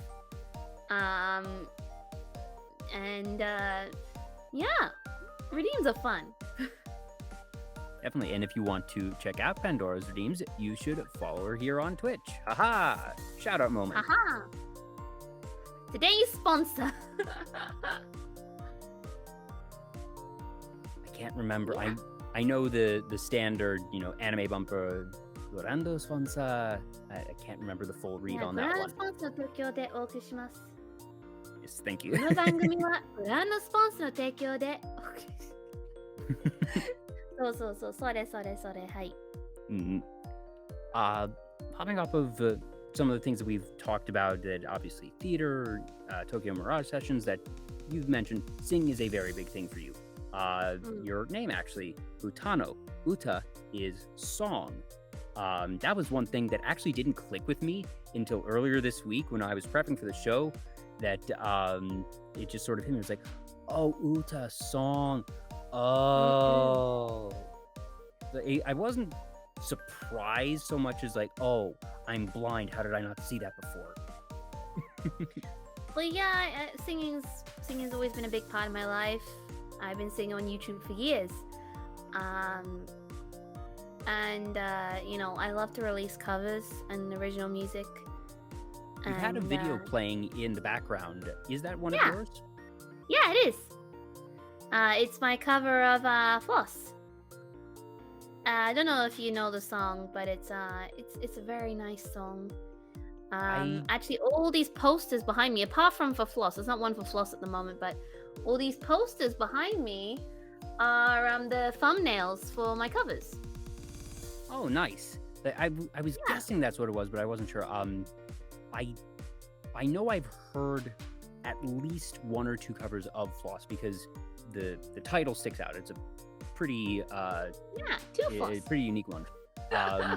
Judging, I don't recognize all of them. I think the green one is Goodbye Declaration. No, but it's similar. I'll start from the top. So the pink one, maybe can I grab it? Give me a second. I definitely recognize the one that second row from the bottom.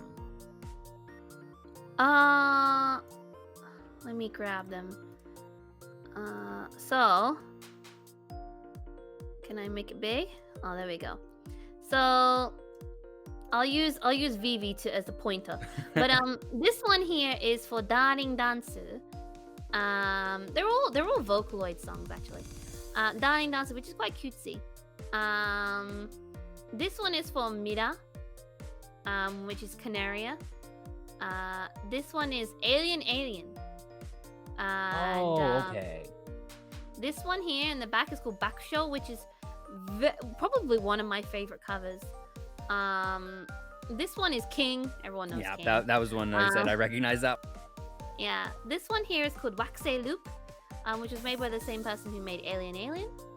And this one is Usewa.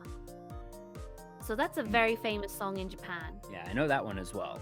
Yeah, that's it. Thank you, little Chibi Vivi. You can sit down now. Yeah, so, and there's also Floss, but I need to add that poster. Yeah, I made a little poster asset to stick on the wall back here. Mm-hmm. So. But yeah, I like this room. I can have it playing in the background just there.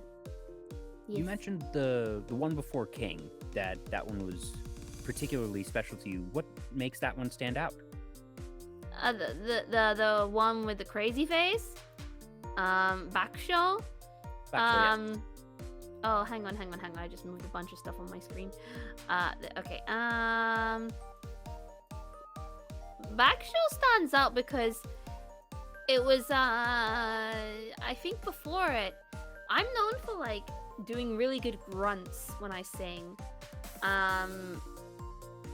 And before I did King, then I did, I think, Alien, and then Waxey Loop. And I had those 3 all ready to go pre-debut. So I was just trying to do like one cover a month, that sort of thing. And then Bakusho was one that I found a template for the video, and I was like, this song's actually really cool. I like it. And the artwork is so crazy and scary. And actually in the video, you can't see it on here, but in the video, the song is about a comedic duo who one year came last in a televised contest, and then the following year they won. It's kind of a weird theme for a song. But Bakusho was really fun because I got to like let loose, and my singing didn't have to be so perfect. Because Waxey Loop and Alien are kind of like nice, especially Waxey Loop, but Bakusho I felt really like I could be a bit more angry about things. And so yeah, in the actual video, the character on the screen has a fork stabbed in their hand, but you know what? I was like, I'm gonna make it a spoon. That sounds even more painful. So yeah, I have a very amazing artist friend who did the art for that. But it's one of my favorite covers that I did.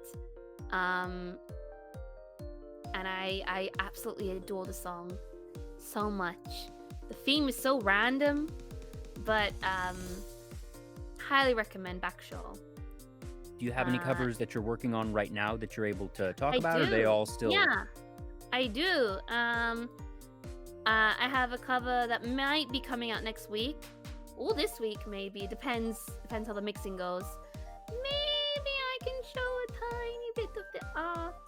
Maybe you can get an exclusive. Oh boy. Let's give me uno momento. Please stand by. Please stand by. While you're looking for that, you'd mentioned the theme cafes that you had been to at the Sega arcade, and I know that theme cafes in general are something that you really enjoy. Yeah, I do. I really love them. Sometimes the food is terrible, but Yeah, but the themed cafes aren't about the food. It's about the experience. It's about the, whatever the specials are. You mentioned earlier the cross promotions are a big thing in Japan, and that's sort of where the theme cafe concept comes from. That we have that to a lesser extent in the US, I suppose, that pop-up bars, pop-up shops, not nearly to the same degree or frequency, But I kind of wish we did have more of them because they seem really fun. They seem really special. Just, I've seen pictures of like the Kirby cafes, which seem really I've been to the Kirby Cafe. I'm jealous. I went on my birthday a couple of years ago. I was supposed to go with a friend, but they pulled out at the last minute, so I was just sat there on my own for my birthday. But you were with Kirby. I was with Kirby, yeah, and I got a special coaster because it was my birthday, and yeah. I highly recommend the Kirby Cafe. It's very expensive, but the food is good. There's one in Tokyo Skytree and one in the south part of Japan. Oh, I'm ready, by the way. To show it. A little preview image. Exclusive here on Vtuber Talk. Da-dum. Oh. I'll just do a little sneak peek. Not getting to see the whole thing, but yes, yeah. That is a very iconic piece of art that for people who are familiar with the song, that similar to how King is usually they're on the throne, and that they have the background there, that this is the iconic art for that song. So yeah, very it's exciting. The same person who made King, so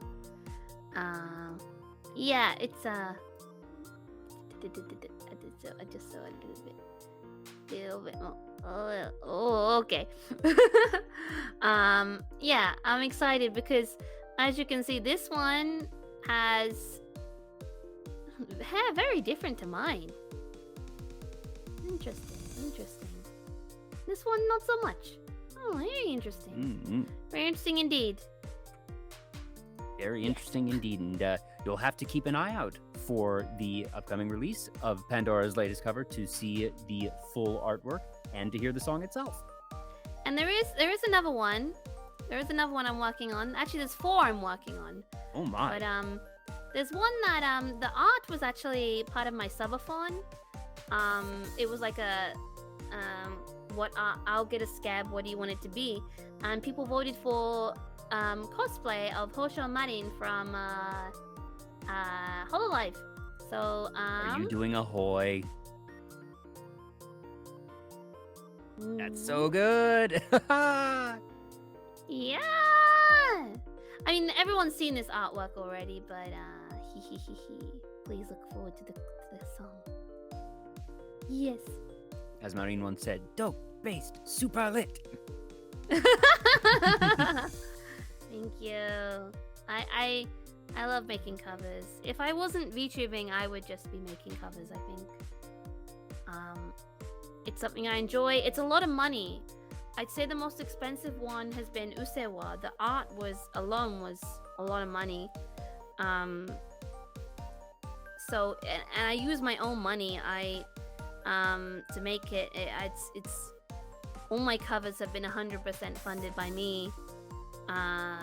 Business expense. Yeah, I don't know what the Japanese tax laws are, so I can't say confidently if they can be used for write-offs or not. I don't know about that. I don't think so, but it's like it's a passion of mine in a way. So yeah. Are there any pieces that you haven't done yet that are high up on your list of just, I know I want to cover this eventually, even if I'm not ready to now that I know I want to? Well, there's a new Canaria song that came out yesterday that I really want to cover.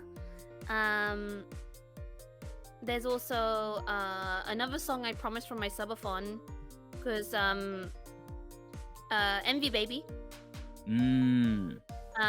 And I promised 2 songs actually, Envy Baby and Deal with the Devil from an anime called Kakegurui. Oh yes, I've seen that one. Yeah. I have a lot of songs I want to sing. It's just time and money. Because I'm very, I guess I could literally just do my avatar singing on screen and record from home, but one thing I can't do is record from home because the walls are so thin here in Japan. But I'm very much, I guess I'm high production, so a lot of my videos are very, very, very high production. So I want to make them amazing. I want to put my everything into them. I want them to be really special. But I could literally just sing in front of the camera. That's fine too. But for me, and you do karaoke streams pretty often that you still, even if you're not making covers that are these super high production ones all the time, that you still have your singing outlets and people still can hear you singing these other environments. I don't actually do karaoke streams very often. Okay, maybe I just have tuned in at the right time, son. Oh, it's okay. I have to go somewhere else to do them. But I do sing a little on stream, and no one's complained so far about my singing. No neighbors have complained yet, so I think it should be okay. But yeah, when I do a karaoke stream, I have to go somewhere else because I'm so worried about annoying my neighbors too much. Luckily, the place where I go is really nice. But I would love to be able to do a karaoke stream in my own home. That would be really cool. Mm-hmm. Yeah, but for that, I figure you'd probably have to either invest in sound treatment materials, or I know that it's possible to buy like small sound booths, and depending on which products you go with, like I've seen ones that are these sort of boxes and that they have the soundproof blankets. And one thing that I've said on stream is I'm right now in a makeshift voice booth, which is to say that I have propped up a bunch of pillows on the inside of a little box I've made. Basically, in front of me I have a monitor, on my left I have a monitor, on my right I have a shelf. I have put pillows around the inside, and I have a thick comforter draped over me that is being held up by the monitors and the back of my chair. And that is how I get my quote-unquote vocal booth made. Nice. It does the trick for talking. I don't think it is going to insulate enough that I could do singing. But I know that there are products that you can buy that are, actual sound dampening blankets, or even little pop-up vocal booths. But depending on which product you go with, those can get very expensive. They can, yeah. I've done a lot of research into soundproof booths, and I was planning to buy one, but I bought a laptop instead. That's what I used the Pokemon card money for. Yeah, they are very expensive, yeah. So Prof says the professional streamer's pillow fort. Absolutely. Yeah, of course. Yeah. So maybe someday that, hopefully, because I know that usually walls for apartments are even thinner in Japan than they are in the US, and even in the US, they're still pretty thin, to be honest. The thing is, I would wait for my neighbors to go to work, but that's probably when I go to work too. Yeah. Plus, you don't know, like, if you have a neighbor to the left, to the right, above, and below. I don't have one above, but I have it to the left and to the right. But yeah, I work a lot, so my streaming times are usually before and after I go to work and stuff. So I always wake up really early, stream, go work 10 hours, 11 hours, and then come home and maybe stream again or eat dinner and then go to bed. But I wouldn't have it any other way. I wouldn't have it any other way, because streaming is really something I really want to do forever. If I couldn't do streaming, I'd be really sad. So it's a big part of my life. And we're very glad that you are sharing this part of your life with us. Well, thank you. So you mentioned, speaking of apartments, one thing that you told me that you really enjoy, and that it's not something that really comes up a ton on your streams, is that you like looking at blueprints. And you mentioned that there's a story regarding your apartment and you looking at blueprints, which you started to tell me the other day, and I was like, wait, I want to hear this on the air. So what is this story about your apartment and the blueprint? I've always loved doll houses and playing The Sims and such, and one thing I used to do a lot of is we'd go to those travel agents and get the brochures, and in them you'd see like the pictures of the bird's eye views of the room layouts and such, and I really liked that. And that's been always like a secret hobby of mine, to look at room layouts from above, blueprints and such too. just like a little secret hobby of mine. And when it came to this apartment, I needed to move, and I needed to move quickly, because my old apartment was like subleased from my job. So this apartment had no pictures of it online. There was just the room layout, and going from that, it wasn't like even a good room layout picture. It was just black and white, and so I just took it, and I'm so glad I did. This apartment is very lovely. Obviously, I would like it to be just this room and no neighbors, but you know, I'm very lucky. I've got a really nice toilet, so Japan loves their bidets, so. Yes, they have it a lot nicer than we do over here. Yeah, gotcha flat. Yeah, exactly. But yeah, that's it really. That's like, I really do love playing things like The Sims and Blueprints and such, but I'm locked out of my Origin account, so I can't. Oh yeah, you mentioned that. Sims 4 and such. Yeah, it's kind of sad, but you know, I'm not gonna buy it again on Steam. It's like $500 or something for all of them. That's just dumb. That's just dumb. Maybe someday the account will be recovered. I hope so. But maybe one day I will win the lottery. So if there are any sidekicks in the chat that want to hit me up with like the winning lottery numbers, you know, my name's Utano Pandora. You can hit me up McDonald's on Twitter. if you want to sponsor Pandora, because obviously you know, like, does McDonald's have any idea how much free promotion they're getting from you? No, I mean, McDonald's is, we can dream Pandora. We, you know, hashtag sponsor Pandora. Let's get this trending, folks. Let's go. Are we doing number wang? Yes, we are. We're looking for the big winners in number wang here. Yeah.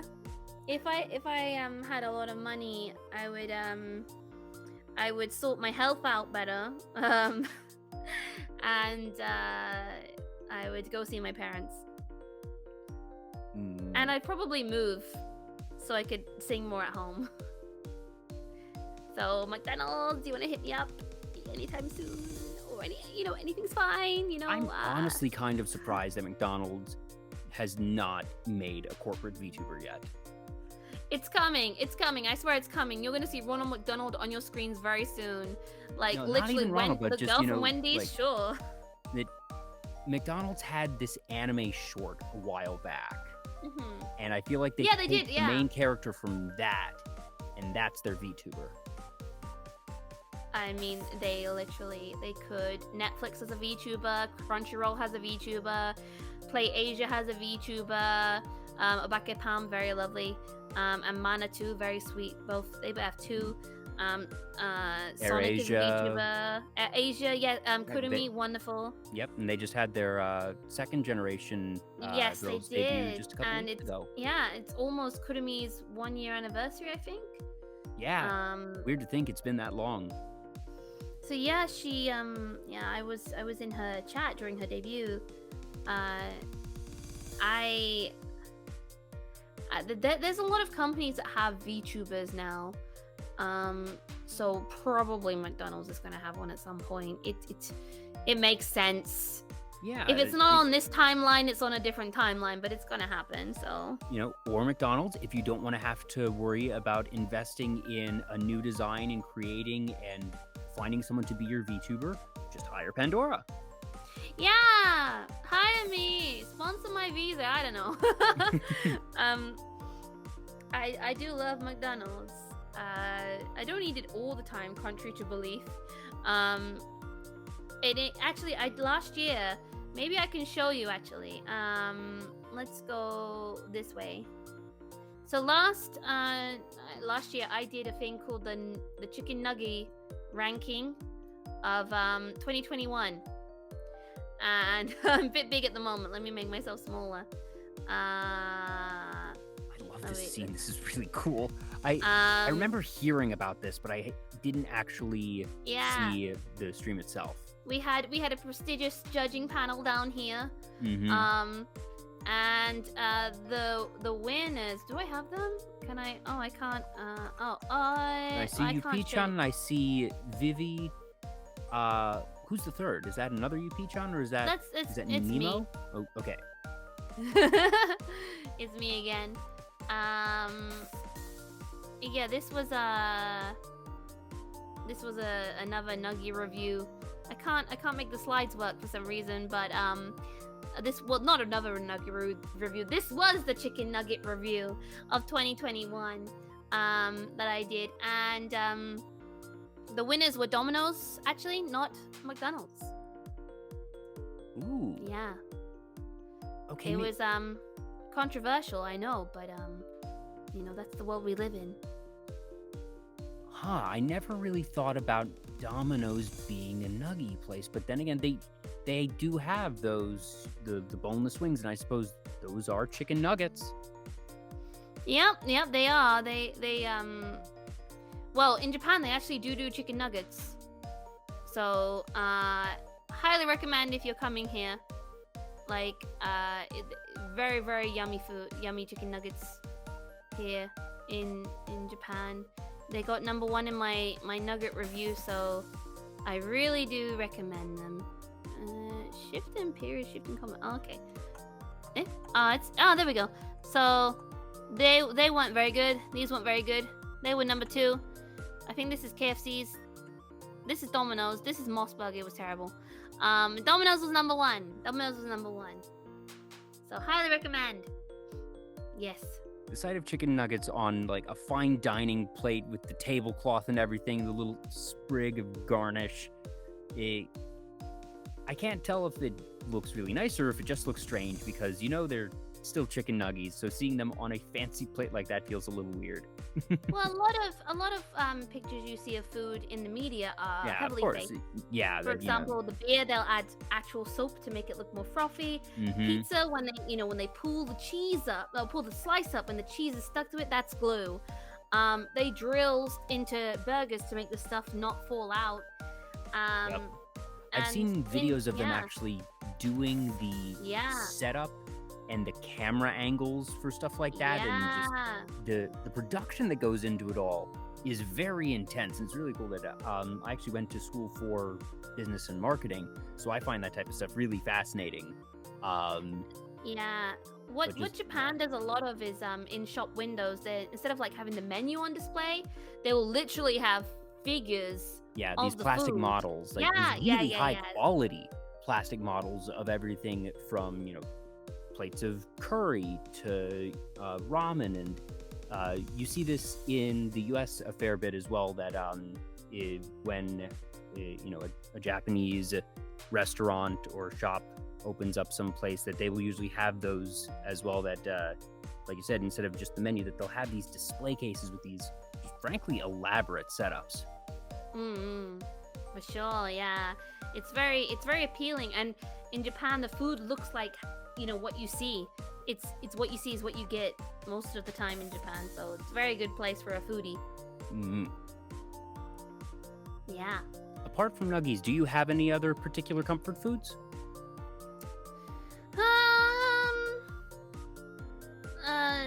Pizza.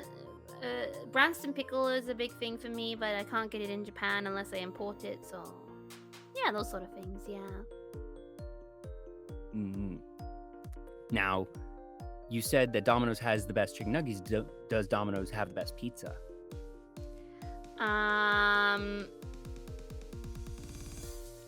It is pretty good, but I'd say they're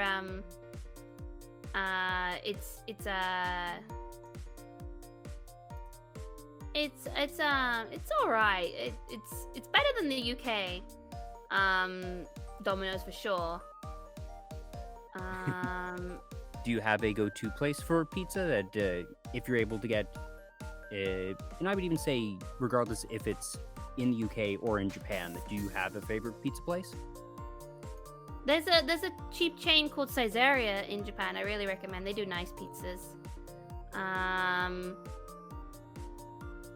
Could you give me one moment, actually? Oh, absolutely. Yeah, I do apologize. Please give me one moment. No worries. I'll just be RB. Part of the conversation. Ooh, bless you. But welcome back. Oh, thank you. Thank you. Let's see here. Where were we? Oh, yes. Pizza. So now for the super controversial question. One of the most controversial things that you can ask someone who lives in Japan. What is your go-to konbini? Oh, I don't know. They all have good things that they sell, and things that others don't sell. So I don't know. I like 7-Eleven, Family Mart, and Lawson. I guess those are my go-tos. Those are the big three, as it were. Yeah, for sure. I like them a lot. There's lots of things you can get in them. Konbinis in Japan are very, very, very useful. You can do a lot in them. So pay your bills, print stuff off, rent charges, lots of cool things you can do in them. So, yeah. Mm-hmm. Bit expensive, but they're fun. You were mentioning Sims earlier, and that sadly you can't get into your account right now, but that in general you are a big fan of simulator games. Euro Truck is one that you've been getting into a fair bit. You mentioned that Roller Coaster Tycoon, particularly Roller Coaster Tycoon 2, was a big one. I remember playing that when I was younger. Just the silly antics that you can get up into those games, or just actually, playing them the quote-unquote proper way and being able to build things there. Yeah, I really enjoyed Roller Coaster Tycoon 2. It was when I played when I was younger, and as I've got older, I've learned how to play it properly. I love Euro Truck Simulator 2. It wasn't a game that I had always thought I would love to play on stream, when I debuted, but it was one that I saw other people playing, and it looked fun. So I really like playing it, actually, but I'm not the best driver in it. I tend to crash a little bit, but I try my best. I can't drive in real life, so that's the closest I'll get to driving. Well, we have been at this now for almost 2.5 hours, and I know you have a lot of plans today, so I don't want to keep you too much longer. I have just a couple last questions before we head out for the day. The first is, do you have any goals for the rest of the year? We're now into May, so as weird as it is to say, we're almost halfway through 2022, but do you have any particular goals that you want to accomplish before the end of the year? I did have a lot of goals, but stuff changes and such. I think really I just want to keep on streaming. That's what I want to do. Hang out more with my friends, maybe release more covers, another original song would be cool. Stuff like that. That's my big goal, but I have lots of little goals too. Yeah. Goals are important, whether they be small ones, big ones. Some people have goals that are based on metrics, others are sort of milestone based, like you said, something like releasing covers, or just as simple as, like you said, keeping on streaming, that keeping going, that you are obviously, like you said, very busy, that you work long days and are able to continue doing all this on the side. And that takes a lot of effort. And you've been doing a really fantastic job, that you've grown a delightful community. You've put out a lot of amazing covers already. And like you said, you have 4 in production right now. That's a lot. Yeah, well, it's fun for me. So. And the last question, the one that I ask all my guests, is what does being a VTuber mean to you? And that's not what is the definition of a VTuber, but to you, Utano Pandora, what does it mean to be a VTuber? That some people have said it's a mask that I wear, it's a tool in my arsenal as a content creator, and sort of a clinical approach to it. Others have had far more personal approaches, where I've had answers with, it lets me get in touch with my inner child, or it lets me be someone that I can't be in real life, and everything in between, everything beyond that. There is no wrong way to be a VTuber, but that everyone has their reasons or something that they get from it. So for you, what does being a VTuber mean to you? A VTuber or virtual YouTuber is an online entertainer who uses a virtual avatar generated using computer graphics, real-time motion capture software, or technology, or often but not always used to capture movement. A digital trend that originated in Japan in the mid-2010s and since the early 2020s. Did you just look up a Wikipedia page? Maybe. Now for me, it's I've always wanted to be a performer, always wanted to be a singer, and I always thought I had one route for that, one route that I could take. And then when I found VTubing, it opened up more routes to me. And, you know, I was like, you know what? I can still be a performer, but I can do it this way. And I can include my love of video games. So that meant a lot to me. Yeah. That's why being a VTuber to me means I can still continue my goals of being a performer, but in a different way, in a way that's maybe more comfy. And my dream was always to perform on a big stage, and I think the biggest stage in the world is the internet. So that's what it means to me. Kind of a weird answer, but oh no, not at all. That I asked that question of all my guests because while I don't know how someone is going to answer before they answer it, the answers that I get always make sense for the person who gives that answer. And like I said, everybody has a different answer, and no answer is correct for everyone.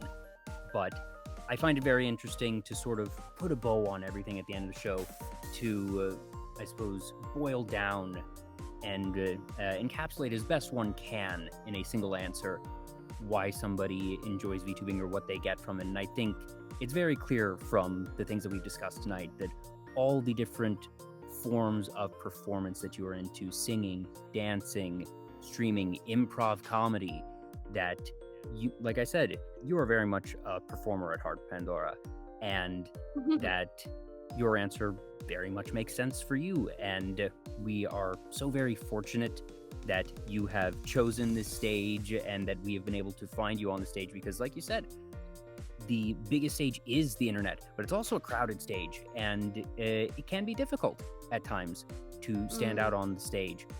And I think you've done a really good job of distinguishing yourself, and I know the best is yet to come for you. That thank you.